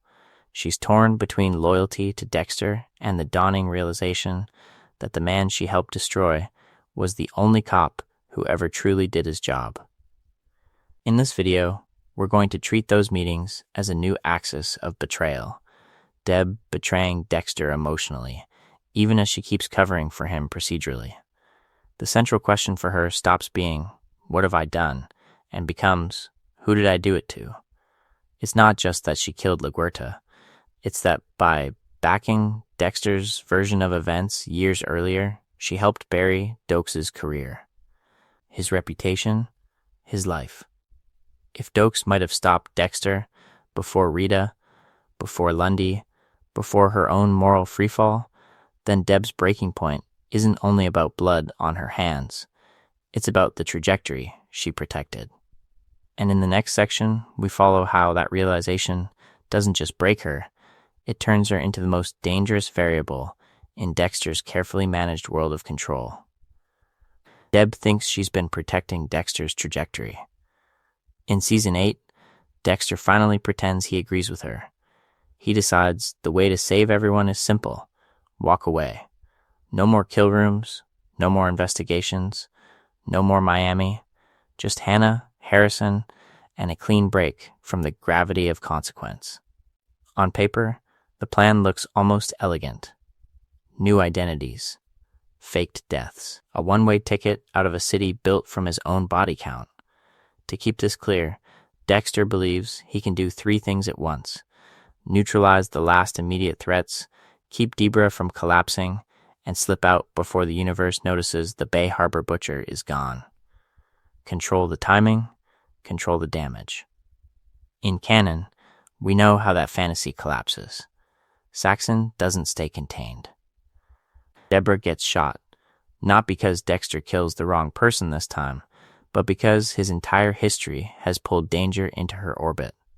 The hospital scenes, the ventilator, the storm rolling in over Miami as Dexter unplugs his sister and sails into the hurricane. This is the show admitting that his presence is the contamination. His final exile is framed as self-punishment, but also as another attempt at control. If he disappears, maybe the blood stops spreading. Now add one living variable the original season never had the courage to keep: James Doakes. A man who has already watched Dexter fake normalcy for years is not going to accept a neat obituary and a missing body. In this video, we're going to treat Doakes as more than a rival. He's the embodiment of a past that refuses to stay buried. If Miami hears that Dexter Morgan died in a boating accident, while yet another serial killer investigation explodes around him, who is the first person to call foul? Doakes has spent years with one central question: how does this mild-mannered blood guy keep landing in the blast radius of monsters? In an alternate Season 8, every safeguard Dexter builds becomes a new line item in Doakes' personal case file. The fake death is a tell. The timing around Vogel and Saxon is a tell. Debra's unraveling is a massive tell. Each major section will look, to Doakes, like the same old pattern: Dexter close to the chaos, then gone when the consequences hit. So Dexter's fantasy of escape doesn't just fail at the hospital, it fails the moment he starts planning it. Every move toward freedom reads in Doakes' psychology as evasion. Every attempt to reinvent himself only deepens the investigation. And because Doakes is still out there, still pushing LaGuerta's doubts and Lundy's data and his own instincts, we're forced to ask, can Dexter really vanish into a storm when someone on the shore is already shouting his name? Along the way, that tension doesn't just threaten Dexter's body, it rewrites what escape even means. And in the next section, we follow what happens when Doakes stops trailing from behind and finally steps directly into Dexter's endgame. So when Doakes steps into Dexter's endgame, we hit a deeper fault line than a simple hunter versus hunted reversal. We're staring at the collapse of Dexter's favorite illusion, that he is the author of his own story, a monster on a leash who picks his targets, his timing, his life. The images tell a different tale: wrong necks, shattered alibis, dead lovers. A son abandoned in the wake of a storm Dexter did not control. In this video, we're going to treat that gap between what Dexter thinks he is doing and what actually happens as the real investigation. Because once we zoom out, the central question isn't, can Dexter get away with it? It's, was he ever driving the car, or was he just narrating over a crash that was already in motion? To keep this clear, we need to map his biggest existential failures, not just the operational ones. First, he misreads his own capacity for love. Brian forces him to choose Deb over a true brother. Rita's death exposes that his family man persona was never a shield, just a softer blast radius. Deb's unraveling, from detective to accomplice, shows that the person he claims to care about most is also the person he is most willing to weaponize. Every time he insists he can't feel, his actions leave a trail of devastated relationships that say otherwise. Second, he keeps underestimating the impact of his presence. He walks into Miami Metro, convinced he can float above the people around him. Instead, his trajectory warps careers, investigations, and lives. LaGuerta dies in a shipping container because she trusts patterns more than charisma. Lundy is shot chasing a case that Dexter secretly controls. Harrison grows up in the shadow of a man who keeps promising that this, finally, will be the last body. Third, Dexter keeps trying to reinvent himself without ever touching the root compulsion. Family man with Rita, dark mentor with Miguel, trauma partner with Lumen, fugitive romantic with Hannah. The partners change, the geography shifts, the code gets rephrased, but the pattern stays the same. He folds people into his plan, treats them as extensions of his control, then panics when they behave like actual humans, with needs, boundaries, and their own breaking points. That's where Doakes becomes more than a rival. He's the narrative counterweight. From the pilot on, he refuses Dexter's self-mythology. No tragic anti-hero, no noble predator, just a dangerous killer who wraps his urges in a story about rules. When Doakes calls the code a bedtime story, Dexter tells himself to sleep at night, the psychology of the show snaps into focus. So if Doakes lives, if the world keeps refusing Dexter's narration, what happens when the story can't end on Dexter's terms? Along the way into New Blood, that's the existential problem we're going to follow. A man who never had control finally colliding with a world that stops pretending he does. If Dexter's story can't end on his terms, we have to ask, what is it exactly that keeps breaking between his plans and reality? To keep this clear, we need to zoom out from individual kills and look at the psychology that repeats, season after season, no matter who he's facing. Dexter's core mistake is simple and devastating. He believes other people are props. In his head, everyone around him is locked into a role: helpless victim, controllable prot, oblivious coworker, endlessly forgiving sister. The central question for him is never who are they. It's always, how do they fit my plan? That's a cognitive bias, a narrative addiction, and it keeps getting him killed by inches. Look at Rita. From their first dates through their marriage, Dexter scripts her as permanently fragile, someone whose trauma makes her grateful for his bland stability. He never truly accounts for her curiosity, her capacity to notice late nights and emotional distance. So when the Trinity investigation collides with his double life, he's shocked that the consequences land on her body. In his mind, she was safely off stage. With Miguel, the pattern tightens. Dexter reads him as moldable clay, a student who will absorb the code without ever challenging the teacher. He underestimates Miguel's ego, his political ambition, his rage. The apprenticeship that was supposed to extend Dexter's control becomes a rival kill operation he can't predict. The same thing happens with Lumen. He casts her as dependent, a temporary partner who will dissolve once the trauma is processed. She leaves. She rejects the script. Dexter never plans for that. Even the people closest to him get flattened. Deborah is treated as unconditionally loyal, someone whose love will bend around any revelation. LaGuerta is dismissed as politically constrained, too invested in optics to follow her instincts all the way to him. Yet LaGuerta reopens the Bay Harbor Butcher investigation, and Deborah ultimately pulls the trigger on Dexter's illusion of being necessary. The focus is not just on their choices, but on how violently those choices break his categories. And then there's Doakes. He's the pattern interrupt the show throws at Dexter from episode 1. Doakes refuses to be charmed. He doesn't buy the harmless blood guy routine, doesn't respond to Dexter's social masks, doesn't stay where Dexter puts him. Every stakeout, every confrontation is Doakes refusing the script and writing his own. In this video, we're going to keep coming back to this contrast, because Doakes is also the one character who understands risk in the exact way Dexter doesn't. Dexter treats each crisis as isolated. One close call with Brian. One suspicious boat registration. One set of missing blood slides. He believes that if he patches the immediate hole, the larger structure of his life stays intact.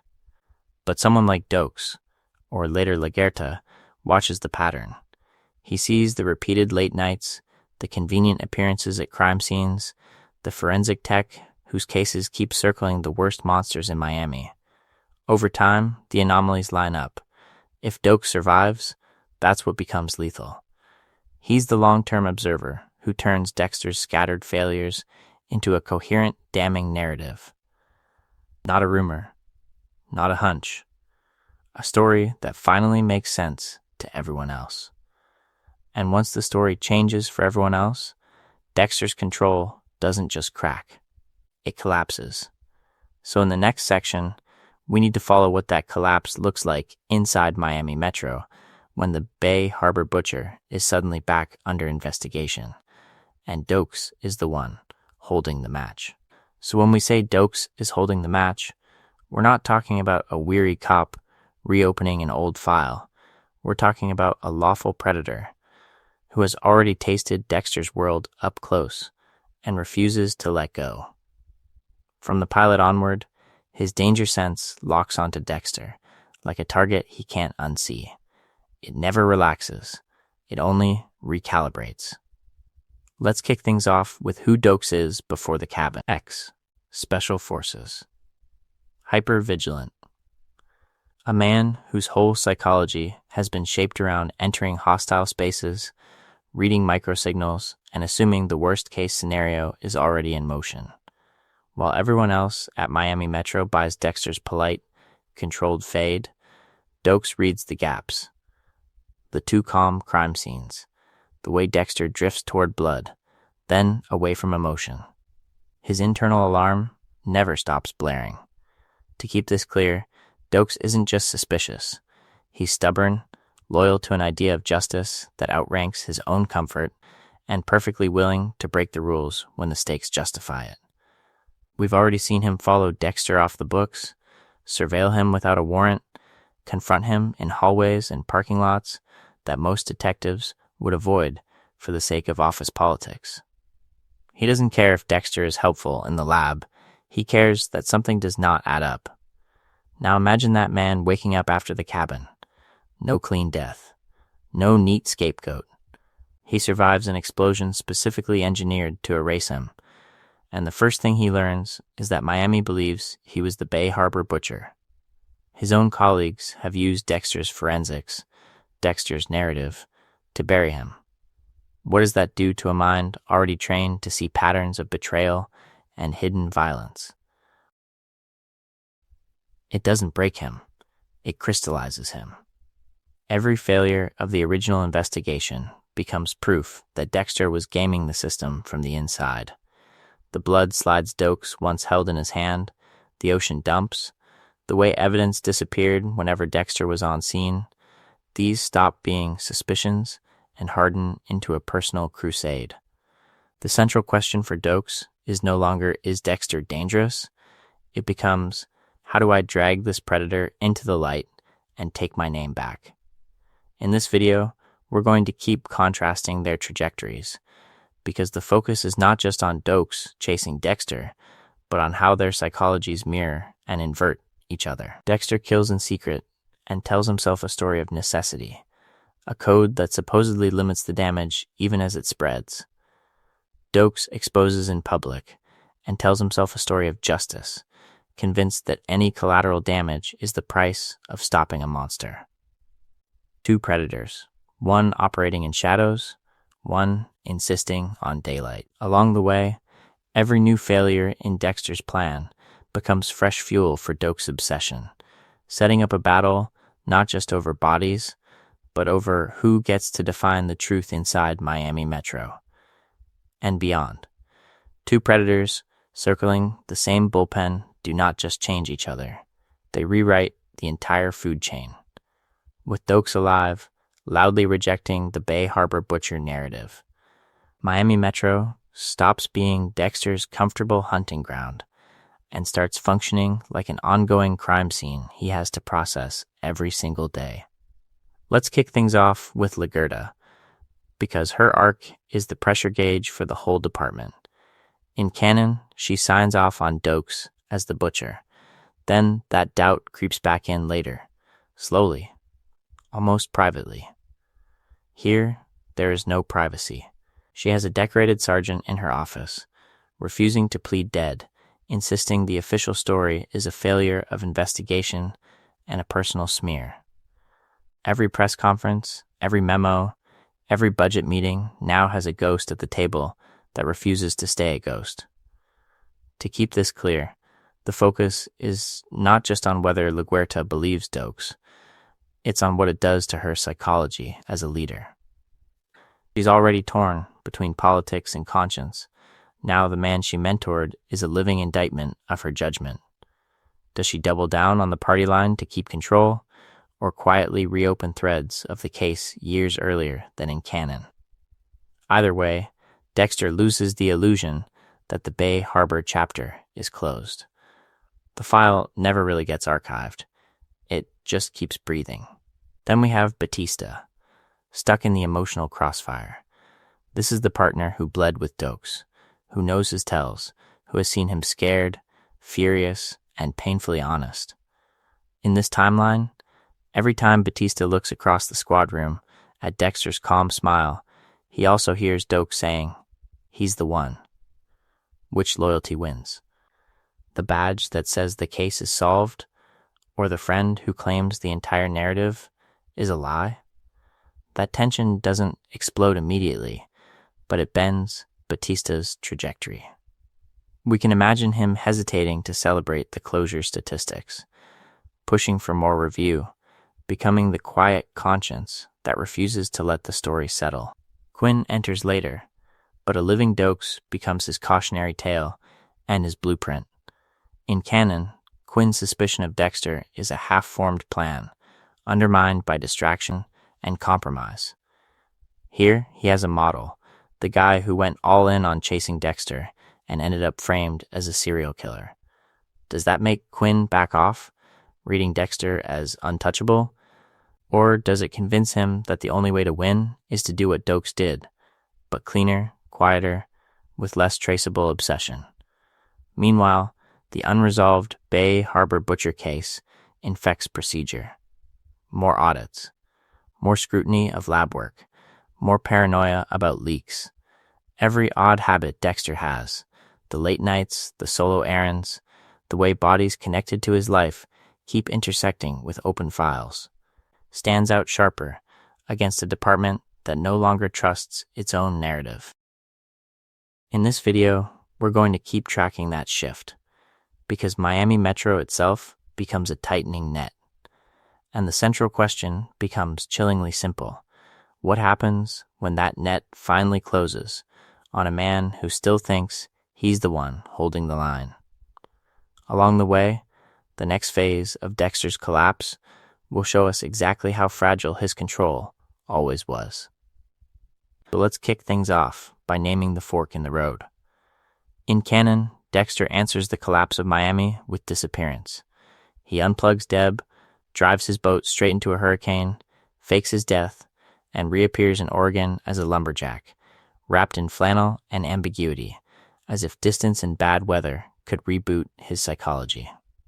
In this video, we're going to argue that in a world where Doakes never died, that entire trajectory is fantasy. The central question stops being, how does Dexter get away? And becomes, how does Dexter think he could ever get away while James Doakes is still breathing?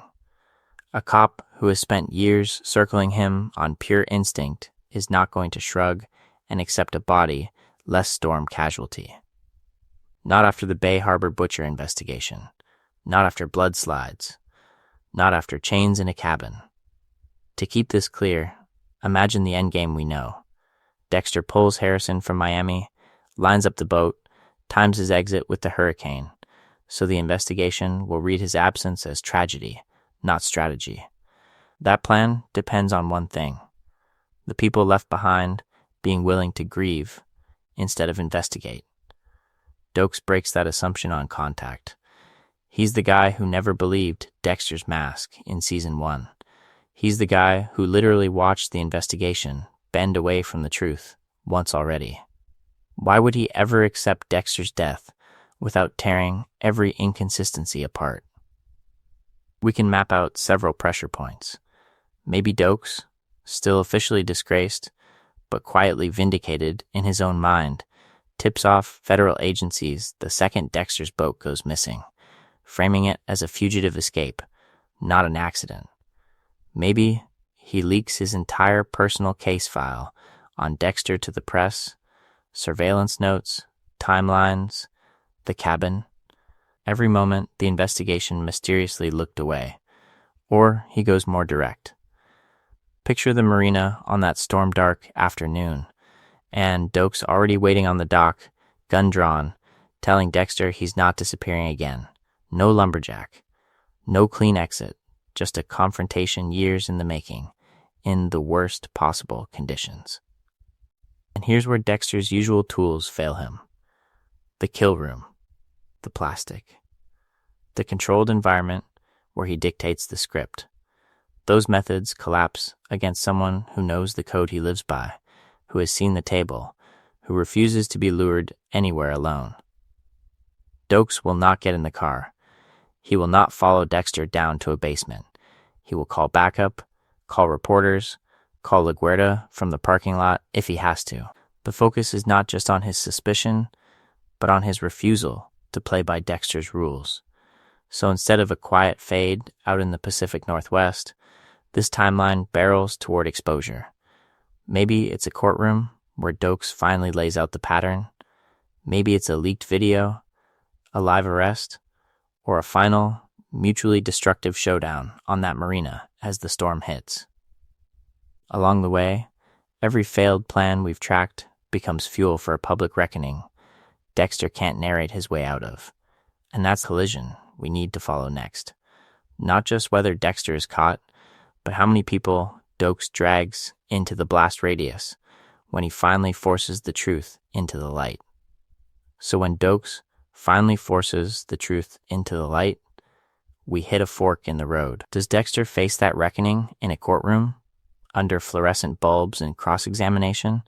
Or does he try to end it the only way he's ever really known how, with plastic, a blade, and a plan that can't possibly hold up under this much pressure? Let's kick things off with the courtroom version, because it's the one Dexter fears on a deep, almost pre-verbal level. Doakes never gets the blood slides this time, but he doesn't need them. He has patterns. Dexter at every major crime scene. Dexter's reports that never quite match other officers' recollections. The Bay Harbor Butcher dumping ground that lines up with Dexter's boat access. To keep this clear, Doakes builds a case the way Dexter builds a kill room, piece by piece, ritualistically, until the investigation has its own momentum. Imagine that trial.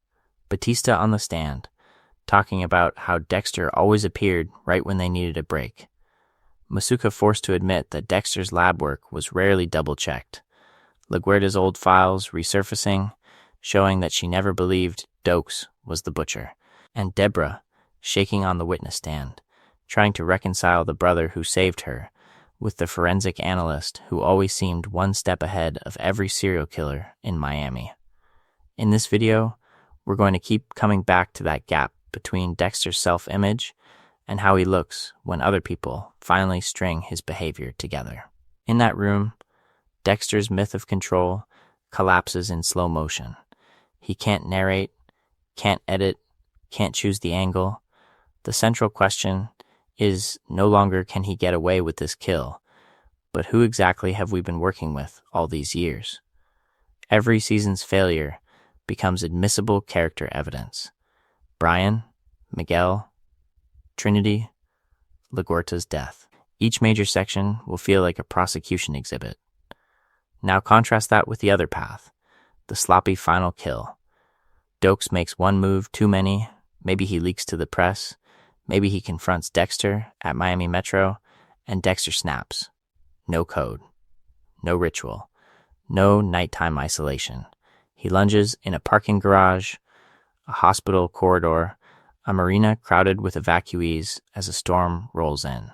Instead of a clean tableau, we get witnesses, cameras, blood spatter he can't stage manage. He becomes the thing he always claimed he wasn't. Impulsive, reckless, driven by panic rather than design. Here, the failure is psychological. The focus is not just on whether the body is found, but on Dexter finally acting without the code as a buffer, exposing how fragile that structure always was. He loses control of himself before he loses control of the narrative. And maybe the truth lands in the ugliest middle. A kill attempt interrupted. Doakes injured but alive. A partial arrest that turns into a manhunt through a city that no longer trusts its favorite blood guy. Half trial, half hunt, no clean kill room, no neat confession, just Dexter's trajectory breaking apart in real time.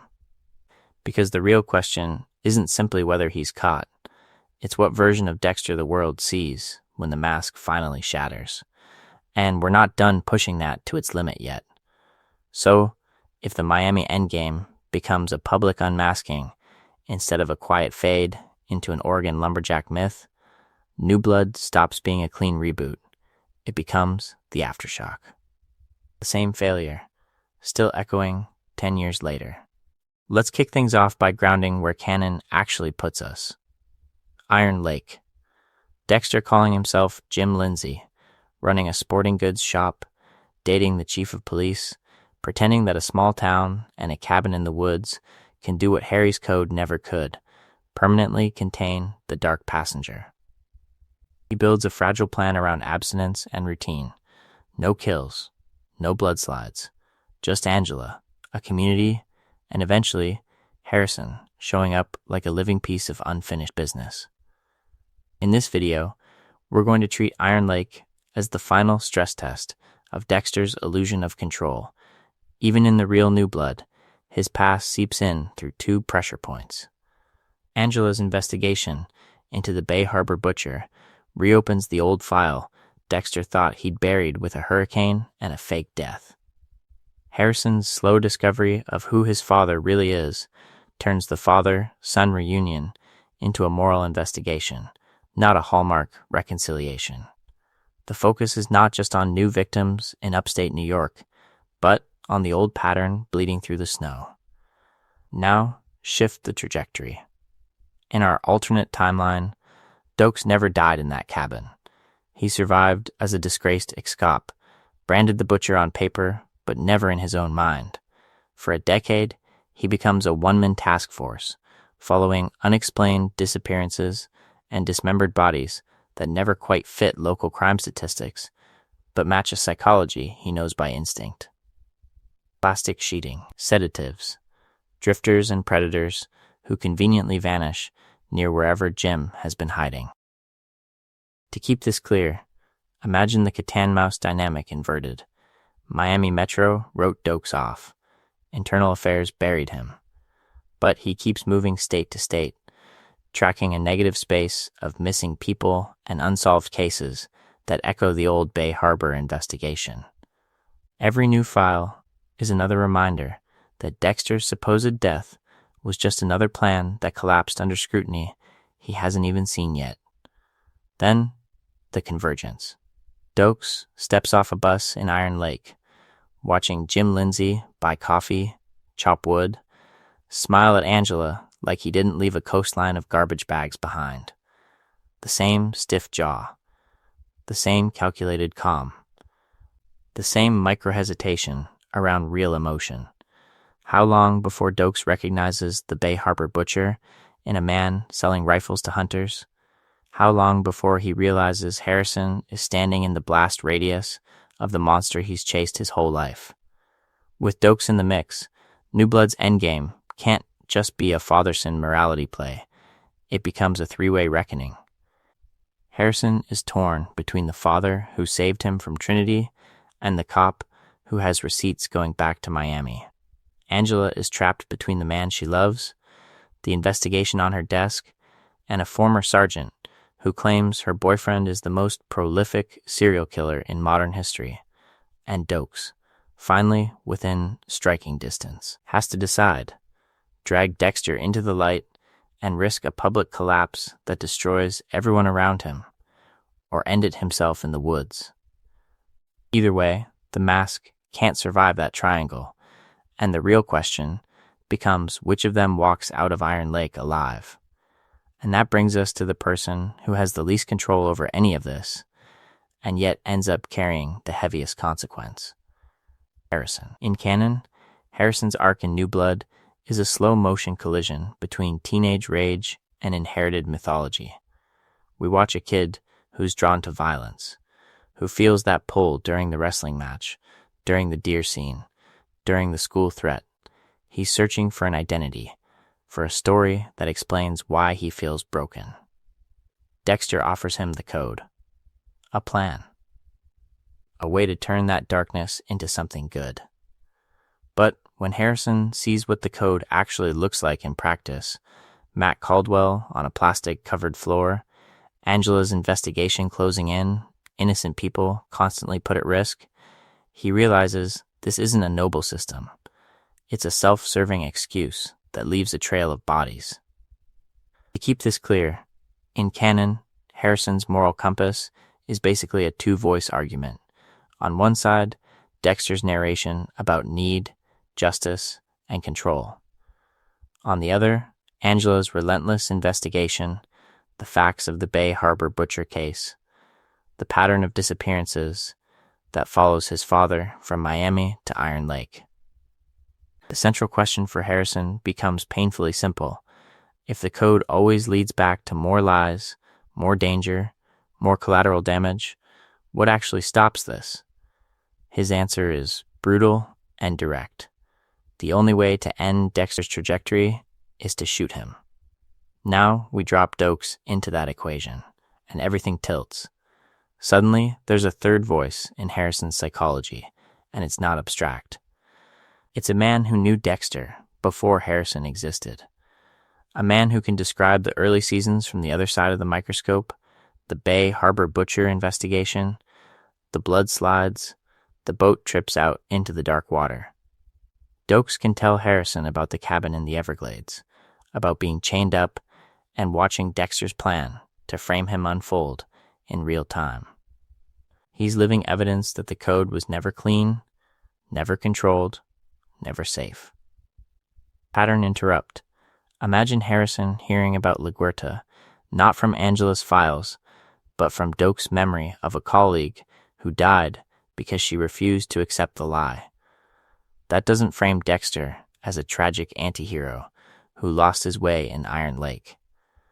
It reframes him as a consistent pattern of selfish violence stretching from Miami Metro to this frozen town. The focus is not just on what Dexter did to bad people, but on who had to bleed, burn, or disappear whenever his double life was threatened. In that version, Harrison's decision doesn't read as a mercy killing. It reads as justice delayed. When he raises the rifle, he's not only stopping his father, he's consciously finishing the job Doakes started in that Everglades cabin years ago, closing a circle that began before he could walk. And the question that hangs over the snow is no longer how could a son do this? It's how many chances did the world already give Dexter Morgan before his own child had to pull the trigger? Harrison pulls the trigger in the snow, but the real aftershock doesn't hit in that clearing. It hits miles away, in a quiet office, where a small town chief of police is staring at a laptop and realizing her boyfriend's past is so much darker than she thought. Iron Lake becomes the place where every unfinished investigation, every deferred consequence, finally catches up. Let's kick things off by revisiting Angela Bishop as the narrative hinge. She's not Lundy, she's not Lagerta, she's a local cop who stumbles into a global monster. A missing girl, a suspicious deer, a guy named Jim Lindsay who bleeds competence and control. Then Molly Park's podcast drops the phrase Bay Harbor Butcher, and suddenly Angela is hearing about a pattern of dismembered bodies in Miami that sounds exactly like the man sleeping in her bed. The investigation starts small, but its trajectory is enormous. In canon, Angela's case is a study in almosts. She pulls Batista into a video call, gets the photo of Dexter with the old Miami team, learns about the blood slides and the hurricane death. She tracks the ketamine, cross-references the Miami victims with the Iron Lake victims, and builds what should be a devastating narrative. But there are gaps. No physical slides. No living Miami witness to the Bay Harbor Butcher investigation who can walk into court and say, I saw Dexter Morgan's real face. She confronts him. The plan is to arrest and expose, and then Harrison kills Dexter before any of that can happen. The truth dies in a clearing, not in a courtroom. In our alternate timeline, that's where Doakes walks back in. Imagine Angela, already suspicious, already connecting ketamine to the old marina dumps, getting a call from a former Miami Metro sergeant who never accepted his own obituary. To keep this clear, he brings everything she's missing: the cabin, the chains, the blood slides glinting in his hands, LaGuardia's private files, the internal politics that buried the case. She brings fresh eyes, jurisdictional distance, and something Miami never had with Dexter, someone who doesn't love him. The focus is not just on the information they share, but on the psychology of that alliance. A current chief of police and the man once branded the Bay Harbor Butcher, sitting side by side, reconstructing a decade-long failure of law enforcement. Doakes can map out Dexter's operational rituals, Angela can overlay Iron Lake's victims, and show the code never really changed. Together, they undercut the official story that turned Doakes into a scapegoat and let Dexter vanish into a hurricane. And this is where the myth finally dies. Not in a storm, not in a logging accident, but in a cramped interview room where cameras are rolling and statements are sworn. Doakes' name is cleared, Dexter's legacy is permanently stained, and the central question shifts from how did Dexter get away to how many institutions helped him. But if this is the public unmasking, what happens when the people who built Dexter's lie realize the case is open again? When we rewind the series with Doakes alive and the case reopened, something uncomfortable snaps into focus. Dexter's legend as a controlled predator starts to look less like strategy and more like a streak of improbable escapes held together by other people's mistakes. To keep this clear, we can trace the moments where his survival literally depended on someone else doing the wrong thing at the right time. Leela blowing up the cabin, Miguel overplaying his hand, Trinity underestimating him, LaGuerta confronting him alone, Saxon targeting Deborah instead of him. Each of these is framed as Dexter adapting under pressure. But look closer, and we see a man whose plans have already collapsed, waiting for someone unpredictable to accidentally save him. In Season 2, Dexter's entire Bay Harbor butcher operation is exposed. Doakes finds the blood slides, connects the investigation, and gets Dexter chained in that Everglades cabin. The plan is over. The code is irrelevant. Survival only happens because Leela wanders in, misreads everything, and decides to blow the place sky high. One choice. One arsonist with a crush. If she calls the police instead, if she unties Doakes and walks away, Dexter is finished.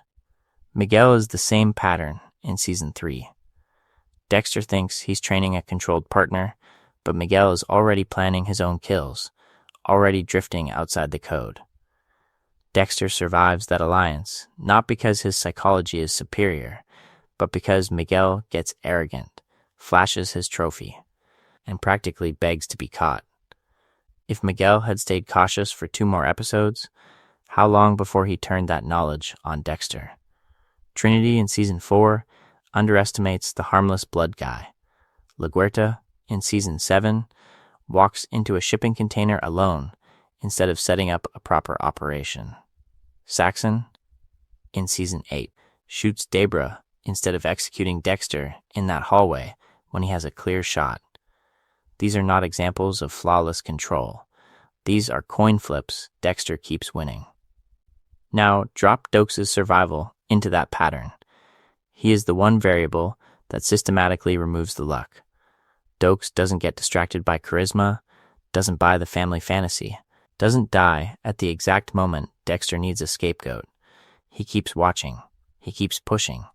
He keeps dragging every new inconsistency back into the light of an official investigation.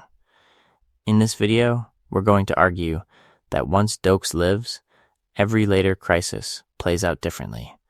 Lila's fire becomes attempted murder of a cop. Miguel's disappearance is measured against Doakes' original suspicions. LaGuerta never has to confront Dexter alone because she already has a living, breathing partner in Doubt. Saxon's attack on Deborah stops reading as a tragic fluke and starts looking like the final proof that Dexter's chaos spreads wherever he goes. Along the way, the focus is not just on Dexter losing. It's on how fragile his illusion of control always was, and how quickly it collapses when one man refuses to play along. The Doakes Lives timeline isn't just a fun what if, it's a stress test that breaks the myth. So if luck is gone and the lie is exposed, what does accountability actually look like for Dexter Morgan? Accountability, in this version, starts with us. Because before we can imagine Doakes dragging Dexter into the light, we have to admit why we wanted Dexter in the shadows in the first place. Let's kick things off by naming the fantasy. Dexter is engineered as an anti-hero we can live inside, a killer with a code, a meticulous plan, a clean moral calculus where only bad people die. He outsmarts the investigation, navigates the system, and lets us feel that rare, illicit thrill. What if someone finally took control and fixed what the courts couldn't? In this video, we're going to flip that comfort. When we track his trajectory season by season, every perfect plan is bracketed by failure, collateral damage, and grief. Brian using family trauma as a weapon. Rita dying in a bathtub because Trinity slipped through the cracks. Deborah walking into a church as Dexter kills Travis. The illusion is that the code contains the monster. The pattern is that the monster keeps leaking out. Now, layer Doakes back in. Not as a jump scare, as pressure, as the one man who never buys the branding. To keep this clear, the focus is not just on Doakes shouting, "I know what you are." It's on the psychology of someone who refuses the anti-hero fantasy we're being sold. He sees a serial killer orbiting a police department and calls it what it is, a threat, not a savior.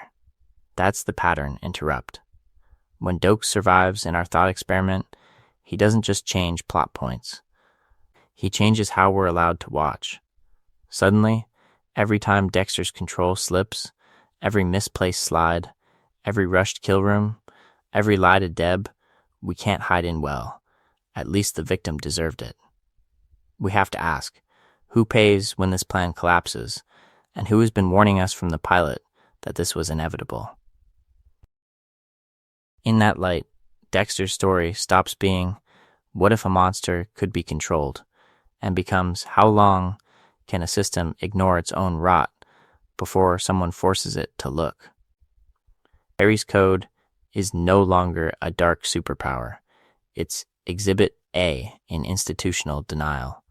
Miami Metro's blind spots, LaGuarta's sidelining, Deborah's loyalty, all of it reads as a culture, bending itself around one man's violence until the structure itself breaks.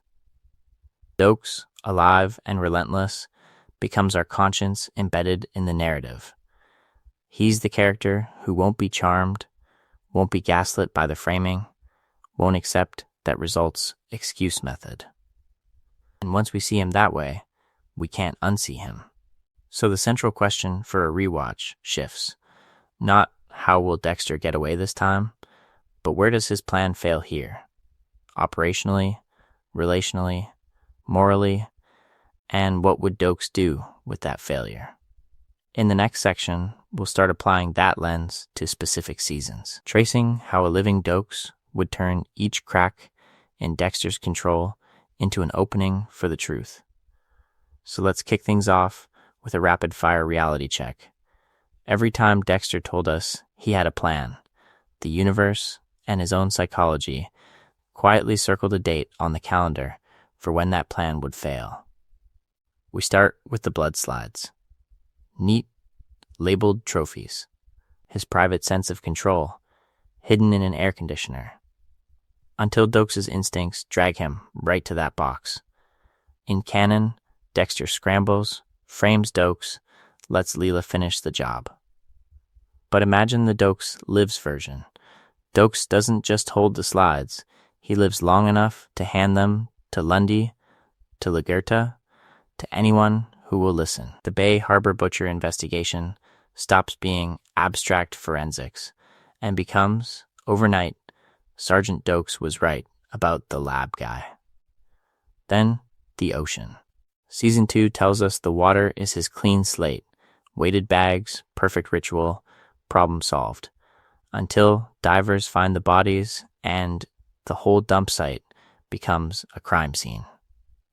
In this video, we're going to treat that discovery as a dress rehearsal for a world where Doakes is still breathing. Picture Doakes at the tape line, watching the bags come up, mentally overlaying them with the blood slides he already saw. The pattern is no longer a hunch, it's a trajectory. Jump to Trinity's garage. Dexter's plan is textbook. Isolate, inject, plastic, confession, closure. Instead, Arthur Mitchell's family walks in, the kill collapses, and Trinity slips away to murder Rita. Operational failure, relational catastrophe, existential wound. Now add Doakes, not dead in a cabin, but parked down the block, quietly watching the same house Dexter is stalking. When Trinity vanishes and Rita turns up in that bathtub, Doakes doesn't just suspect a serial killer. He suspects the chaos follows Dexter. Relationally, the collapses keep stacking. Rita walks in on the NA lie, the fake recovery narrative, the broken promise of honesty. Debra steps into the church and sees her brother mid-kill, her entire life rewritten in a single frame. Lumen leaves after their revenge mission, refusing to be the permanent partner Dexter thought he could engineer. And in New Blood, Harrison watches his father's violence up close. To keep this clear, these are not side plots. They are the emotional investigations that strip away Dexter's alibi of being harmless. Now, picture Doakes intersecting each one, listening outside Deborah's therapy door, clocking her confession, reading Angela's Bay Harbor butcher file, realizing every person who gets close to Dexter ends up broken or dead. How long before he stops chasing evidence and starts rescuing witnesses? Underneath all of it are the existential cracks. Harry's suicide after seeing Dexter's true nature. Dexter admitting, piece by piece, that he enjoys killing more than he admits, that the code is a permission slip, not a safeguard. His repeated vows to stop killing, after Brian, after Trinity, after Deb, that collapse the moment a new target appears. The focus is not just on the bodies, it's on a man who cannot live the life he's planning. With Doakes alive, every relapse is not just a moral failure. It's another chance for the one cop who never believed the myth to finally close his case. What does that escalation look like, season by season, when we stop treating these as isolated disasters and start seeing them as a continuous cascade? In the next section, each major section will slow down this montage, walking through specific arcs to track exactly where a living Doakes could have turned a single crack into Dexter's point of no return. So when we go back with this Doakes Lives framework, we're not just rewatching Dexter, we're running a parallel investigation. Every frame becomes a question. If the one man who never bought the myth survived, where is he now? And how close is he to pulling the whole thing down? To keep this clear, we can turn the rewatch into an active exercise. In this video, we're going to keep asking two parallel questions. What is Dexter planning? And what is Doakes doing off-screen while that plan unravels? Season 3, Miguel on the table, Dexter thinking he's fixed the code by refining it. Pause there. What's the actual plan?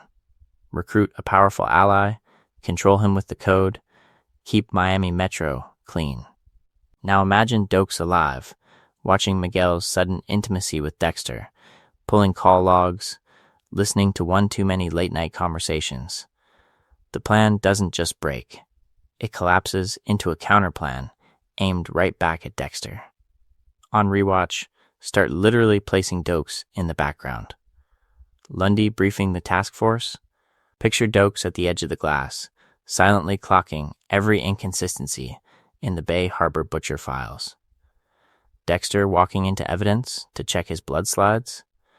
See Doakes there first, pulling a box, confirming that the collection he once held in his hands has somehow, miraculously, disappeared.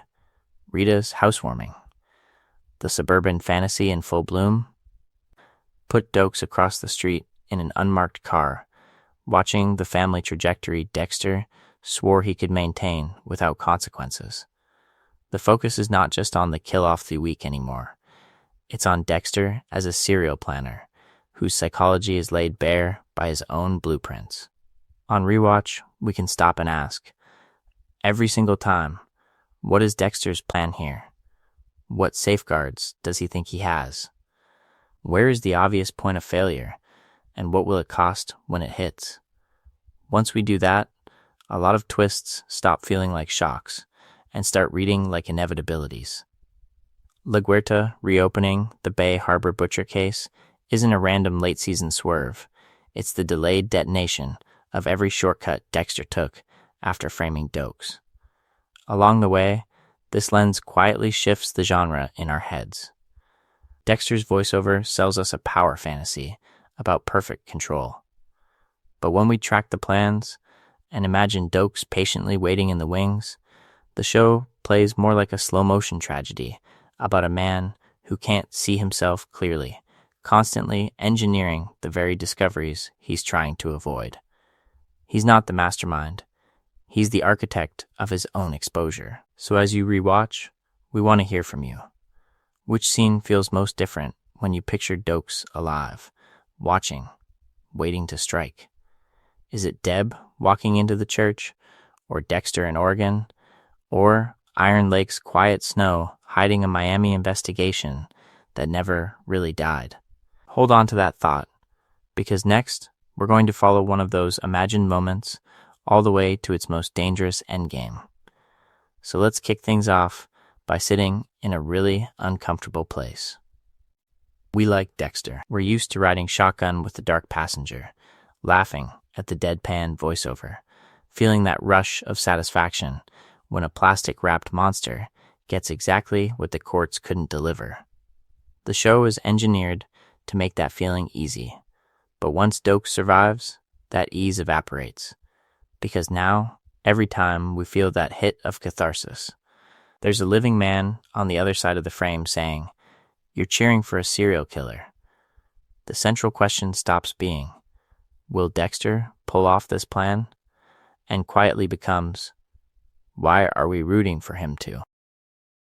To keep this clear, we have to stack Dexter's supposed heroic trajectory against the actual consequences tied to his existence. Rita's death is not random tragedy. It's the delayed bill for years of secret kill rooms and near exposures that dragged Trinity into his home. Deborah's death in Season 8 is not a storm casualty. It's the final collapse of a life spent cleaning up after a brother she keeps insisting she understands.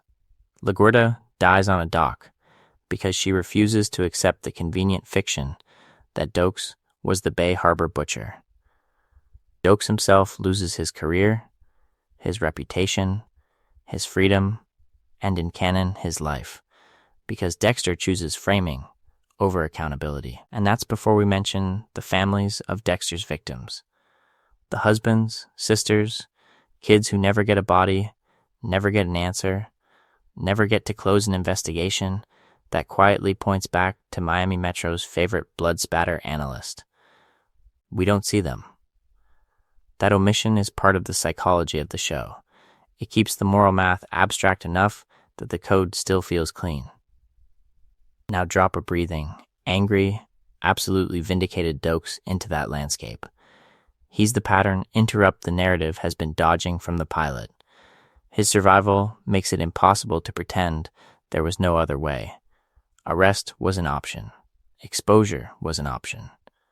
Turning himself in, or at least allowing the system to do its job, was on the table every time Dexter killed or framed someone who got too close.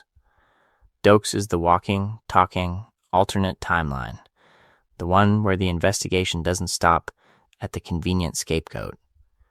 In this video, we're going to argue that seeing Dexter through Doakes' eyes doesn't mean we can't enjoy the show. It just shifts the genre. We're no longer watching a fantasy about necessary evil. We're watching a cautionary tale about charisma, rationalization, and how easily we let a calm voiceover and tidy kill room stand in for real justice. So we're left with a simple question that's not simple at all. If Doakes is right about Dexter, what does it say about us that we wanted Dexter to win? And what happens when the story finally refuses to let us look away from that answer? So if we accept that Doakes is right about Dexter, we have to follow that logic to the place the show never quite let us see. The night those two men finally run out of intermediaries, scapegoats, and excuses.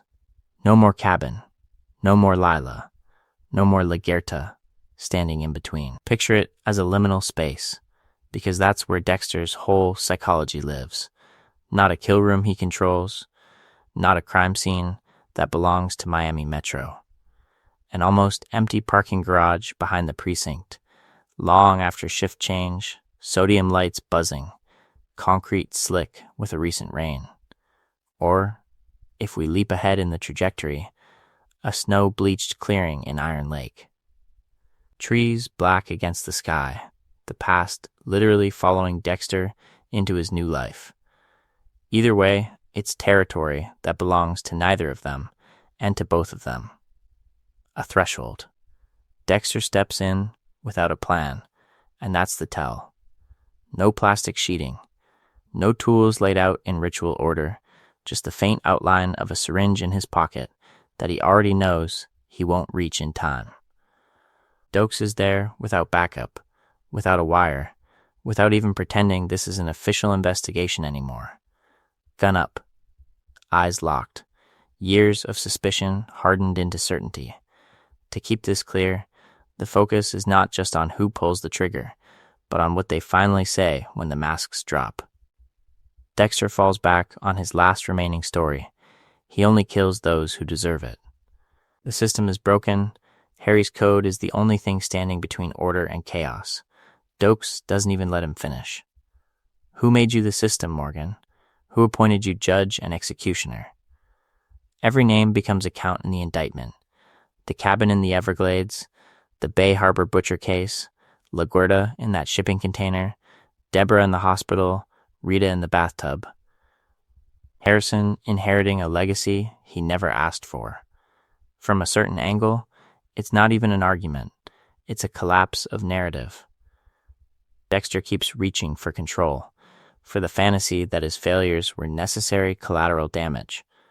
Doakes keeps shoving the consequences back in his face. You don't slip, he says.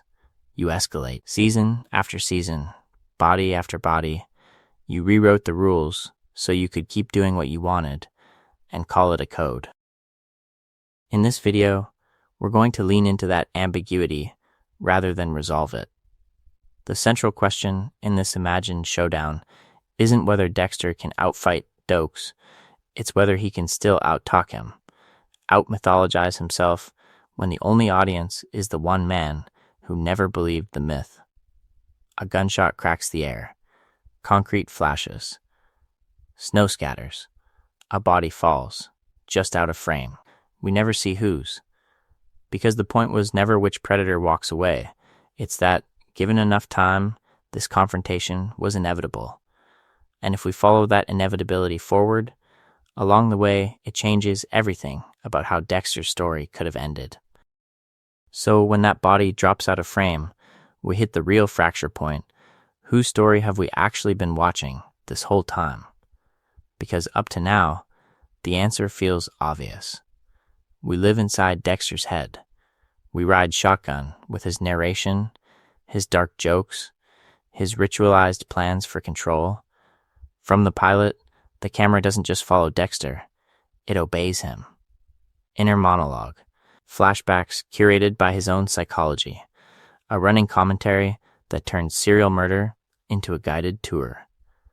We hear his anxiety when Doakes tails him, his relief when evidence burns, his twisted pride when the Bay Harbor butcher investigation circles a scapegoat. Everyone else, including Doakes, arrives in fragments. Glances, outbursts, case files. We never get to live inside their doubt the way we live inside Dexter's certainty. That's the central question a surviving Doakes explodes. What happens when the show's POV monopoly is no longer safe? If Doakes walks away from that confrontation breathing, his very existence becomes an ongoing counter-narrative. Every time Dexter offers us a neat internal justification, Doakes is out there, on screen, refusing to accept it. We don't just have a cop on his trail, we have a rival storyteller who will not stop asking, again and again, what is wrong with Dexter Morgan? To keep this clear, the focus is not just on plot mechanics, it's on ownership. In the original timeline, Doakes dies, and the investigation dies with him. The Bay Harbor butcher case gets sealed inside Dexter's version of events. But in a Doakes' life's trajectory, the failure at that cabin doesn't just blow up a plan, it blows up the genre. Suddenly, this is less a serial killer procedural with a quirky narrator, and more a long-form investigation where the real protagonist might be the man who refuses to drop the case. Imagine season after season, where our alignment keeps slipping. Dexter narrates a new code adjustment, a new safeguard, a new life in Oregon or Iron Lake. Cut hard to Doakes, still digging, still testifying, still telling anyone who will listen that the monster is the man we've been empathizing with. In this video, we're going to lean into that dissonance, because once Doakes survives, Dexter's voice stops being the truth and starts being the subject. And that's the pivot. Doakes living doesn't flatten Dexter into a cartoon villain. It does something stranger. It relocates his complexity from the narrator's chair to the interrogation room. Dexter's trauma, his compulsions, his warped sense of justice all remain, but now they're evidence to be examined, rather than excuses we're invited to adopt. Along the way, that quiet reframing might be the most radical move the series ever could have made, not just sparing a fan-favorite character, but preserving a competing story about justice in a world that keeps choosing the charming monster. So if Doakes keeps breathing and keeps talking, what happens the first time the story finally has to choose between their versions of the truth? So let's pull back and look at the whole board. From the Bay Harbor butcher investigation to Iron Lake, what we've really been tracking is not a genius in control, but a man whose every plan carries the seeds of its own collapse. In Season 2, Dexter's master design is simple. Keep killing under Harry's code, hide behind the forensics job, and let the Bay Harbor butcher case burn itself out. Operationally, that shatters the second Doakes finds the blood slides. Relationally, it implodes when Leela saves Dexter by killing Doakes and framing him. Existentially, Dexter walks away with the worst possible lesson, that the universe will bend to keep his myth intact. In a world where Doakes crawls out of that cabin and sides with Lagerta, that entire trajectory flips. The cover-up doesn't hold. The code stops looking like protection and starts looking like evidence. Then, we have the family man fade with Rita. Barbecues, birthday parties, a baby on the way. On paper, it's the ultimate control fantasy, a normal life as camouflage. But operational cracks appear with every late night, every unexplained absence, every body that surfaces too close to home. Relationally, it ends with Rita in a bathtub and Aster and Cody permanently scarred. Existentially, Dexter's self-image as a protector is obliterated. If Doakes is still alive, still watching, that fade never solidifies. He's the one pointing out the pattern to Lundy, to Lagerta, to anyone who will listen. Every time Dexter's normal life expands, the body count follows. The Miguel and Lumen partnerships are the same pattern in a different costume. Miguel is supposed to be the perfect ally, a powerful friend who shares the code. Operational failure hits when Miguel starts freelancing, leaving evidence and witnesses. Relational failure arrives with betrayal and death. Existentially, Dexter is forced to admit that his darkness doesn't civilize people. It contaminates them. With Lumen, the plan is redemption through shared vengeance, then a clean break. Instead, the experience binds Deb closer to the truth and deepens Dexter's dependence on the ritual. To keep this clear, none of these arcs end in control. They end in exposure narrowly avoided. Now, layer Doakes back in. Imagine him feeding Lagerta leads during Miguel's spiral, or quietly arming Deb with doubts during the Lumen case. The focus is not just on catching Dexter in the act, but on turning every misstep into a permanent record instead of a close call. By the time we reach Dexter's attempts to quit in Season 8 and New Blood, the pattern is blatant. New city, new name, new rules, same failures. Operationally, Iron Lake unravels the instant he kills Matt Caldwell. Relationally, he drags Harrison into the same cycle. Existentially, the monster who only kills monsters story finally breaks. In this video, we're going to keep returning to the central question. In a world where Doakes never dies, does Dexter ever get the chance to reset? Or does each failed plan become the moment the myth finally dies? So as we move toward the endgame, hold on to your favorite branch of this alternate timeline. Is it Doakes and Lagerta blowing up Bay Harbor? Doakes and Angela closing the Iron Lake loop? Along the way, that choice says a lot about which version of justice we're ready to see win. But let's kick things off by turning this back on us. If Doakes lives, if the investigation never fully collapses into that cabin fire, where on Dexter's trajectory do we think the illusion of control finally shatters on contact with him? To keep this clear, pick your battleground. Is it still season 2, with Doakes breaking those chains in the Everglades and dragging the blood slides straight into Miami Metro before Leela ever lights a match?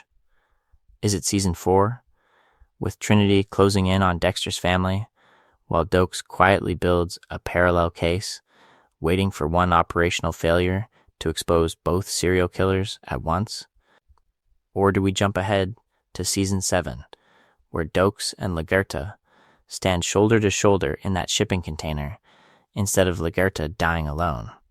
Some of us may even want new blood, with Angela teaming up not with a dead man's file, but with a living cop who has been saying Dexter Morgan is a killer since the pilot. Within that, the central question becomes, what kind of ending do we think Doakes actually delivers? In this video, we're going to map out 3 main outcomes, and the comments can decide which one fits the psychology of these two predators colliding. First, the arrest fantasy. Dexter in cuffs, the Bay Harbor butcher name finally attached to the right face. A courtroom unmasking where the code is dissected under oath, and Deb, Rita's family, even Astor and Cody are forced to hear who he really was. Second, the media exposure route. Doakes leaks files, recordings, maybe even a secretly filmed kill room, and Dexter's carefully managed mask collapses in a 24-hour news cycle before any official plan can contain it. Third, the lethal showdown. No more warrants, no more backup. Just a kill room that goes wrong. Or a swamp confrontation where one or both men die and Miami Metro is left trying to reconstruct a truth that died with them. Along the way, we want to hear your micro timelines. Take one episode, one scene, and insert Doakes like a scalpel. What happens if he is the one who walks into the church in season 6 instead of Deb? If he's on the docks the night Liddy dies? If he's sitting in Angela's kitchen when she pulls out those Bay Harbor printouts?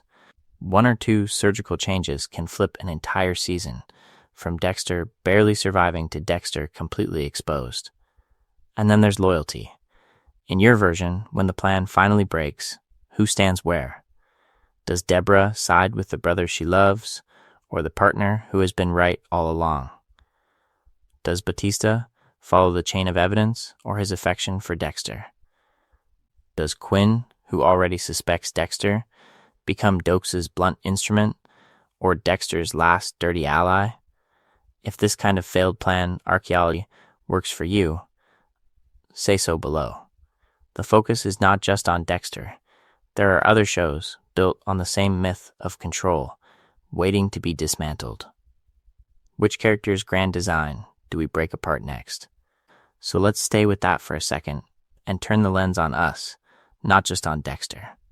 Because beneath the investigation, beneath the code and the kill rooms, there's a pattern we all recognize. The story we tell ourselves about being in control, and the voice that keeps saying, "You're not."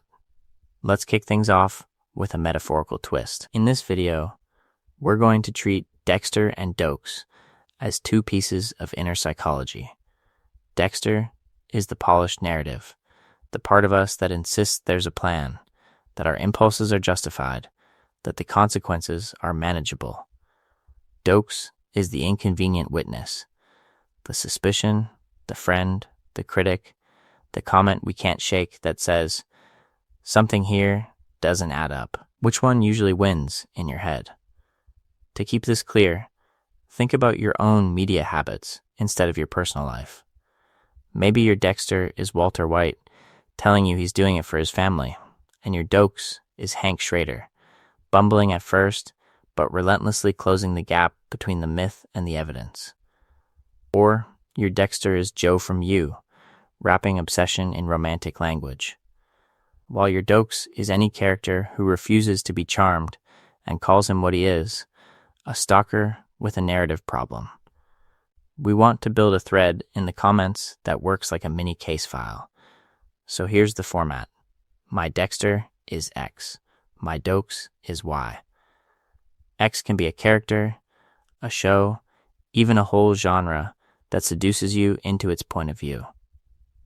Y is the foil that cuts through that seduction, the one who sees the collapse coming. My Dexter is House. My Doakes is Cuddy. My Dexter is BoJack Horseman. My Doakes is Diane. My Dexter is Light Yagami. My Doakes is L. What pair jumps out for you first? Pattern interrupt for a second. This isn't just a cute comment game. The central question under all of this is, when are we letting a charismatic protagonist do our thinking for us? The focus is not just on whether Dexter gets caught, but on how easily we slide into rooting for his plan and minimizing the bodies he leaves behind, just because we're locked into his narration.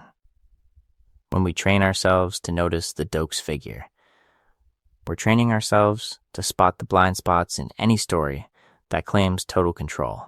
And that's where your comments actually matter. They don't just help the algorithm, they map out which illusions we dissect next. Each major section will follow the same trajectory we've used with Dexter. Take the hero's self-image, line it up against the trail of damage, and see where the story breaks. If you drop my Dexter is X, my Doakes is Y below, you're not just responding to this video, you're voting on the next investigation. So as we push forward into a world where Doakes survives, keep that frame in mind. Whose version of the truth are we believing, and who's standing in the doorway saying, "I'm watching you"? And this is where the conversation stops being just about Dexter Morgan and starts being about television itself. Because once Doakes steps out of that cabin, alive in our minds, we're not only rewriting a season, we're stress testing an entire era of anti-hero storytelling. Let's kick things off by zooming out. Dexter arrived in the same cultural wave that gave us Tony Soprano, Walter White, Don Draper. Different jobs, different aesthetics, same basic psychology. A charismatic man doing unforgivable things while the camera invites us to lean in. Each show flirts with the same uncomfortable question. Were we ever really supposed to root for these men? Or were we being set up to confront our own appetite for control, dominance, and harm? In that lineup, Dexter is the most literal fantasy. The murder is procedural. The body disposal is ritualized. The code turns killing into a plan, a system, a neat compartment he can maintain forever. And then there's the voiceover, constantly guiding the investigation of how we should feel. To keep this clear, the series doesn't just ask us to understand Dexter. It asks us to live inside his head. Doakes is the glitch in that design. From the pilot on, he refuses the spell. He doesn't care about Dexter's trauma, his code, his careful self-narration. He sees a predator in a pastel shirt and calls it what it is. In that sense, Doakes is the show's built-in critique of its own premise, the one character who will not let charm, quips, or first-person monologue become a moral alibi. When Cannon kills him, it doesn't just clear Dexter's legal problem. It removes the loudest, most credible voice saying, "No, this is wrong." Imagining Doakes alive restores that missing weight. Suddenly, Miami Metro is not just a sandbox for Dexter's darkness. It's a system that can learn, adapt, and resist. Every failure we've tracked, every blown cover, every messy crime scene, every emotional collapse now has a relentless observer attached. What happens when the man who already found the blood slides gets a second season, a third? A whole new trajectory to keep pushing the investigation forward? In this video, we're going to argue that this is why the Doakes Lives Thought experiment sticks. It doesn't only swap plot points, it changes the genre of the story. Without Doakes, Dexter drifts toward a fantasy of perfect compartmentalization, where consequences arrive, but always just late enough for one more escape.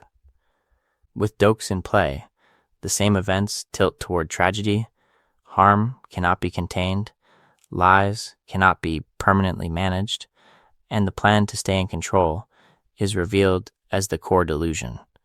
And once we see that, it becomes hard to unsee elsewhere. In the next section, we'll ask, in every story we watch, who is missing from the frame? Who is the Doakes standing just off screen, refusing the protagonist's version of events? And what would the show look like if, even for one episode, we followed them instead? So, let's follow that missing point of view one last time.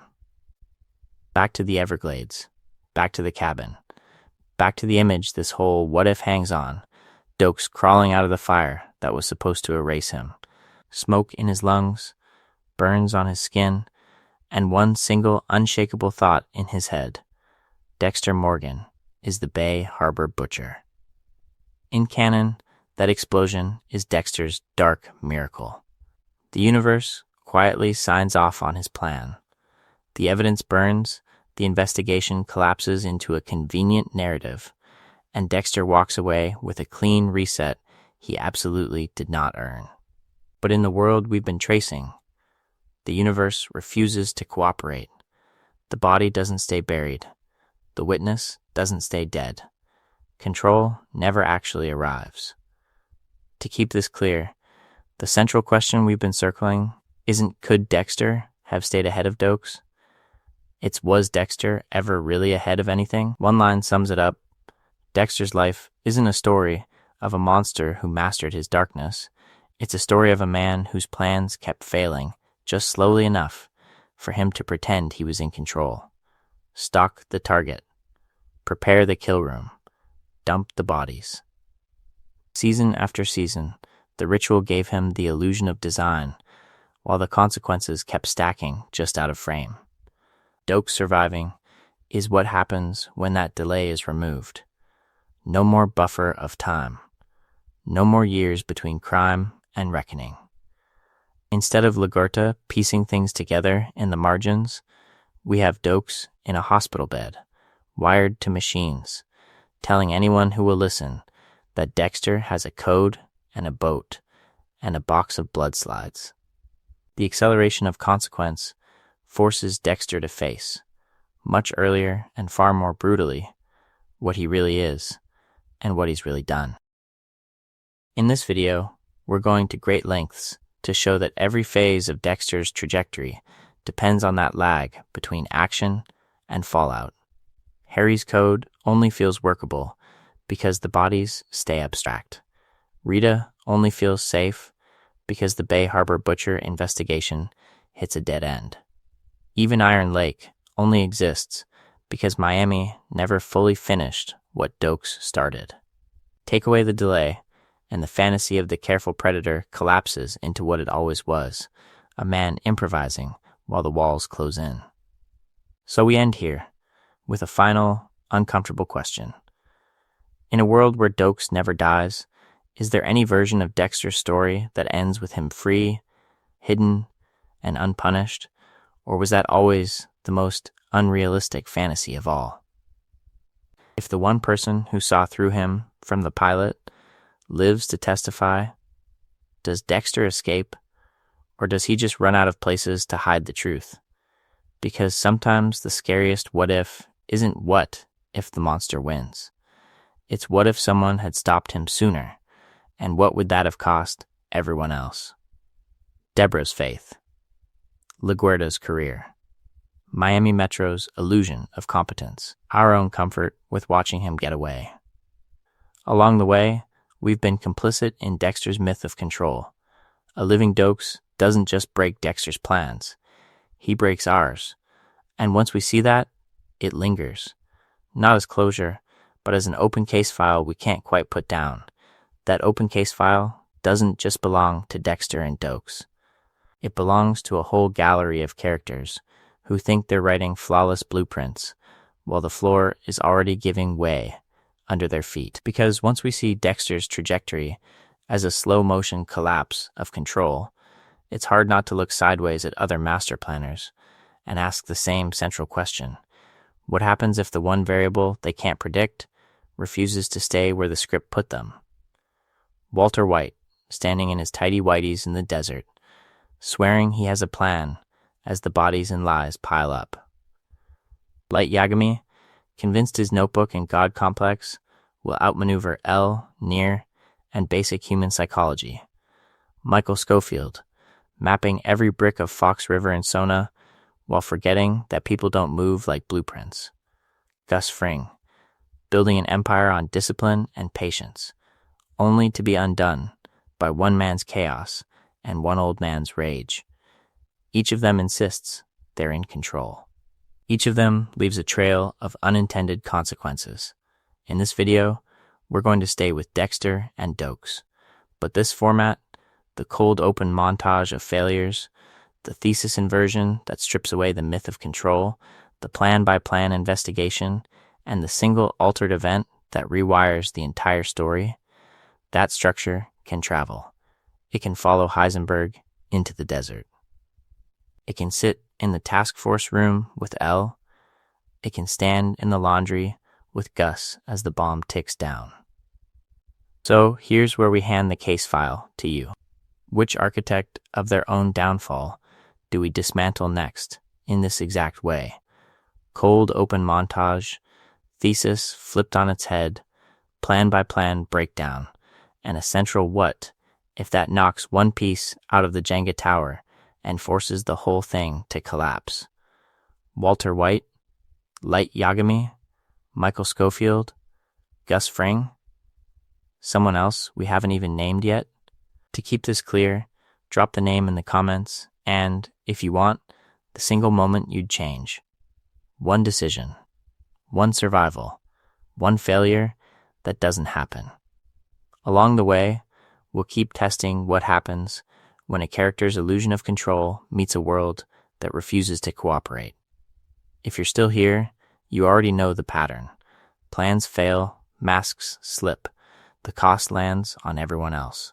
So stay with us, subscribe, hit the bell so you don't miss the next investigation, and share this with the friends who still insist Dexter had everything under control and that Doakes was just in the way.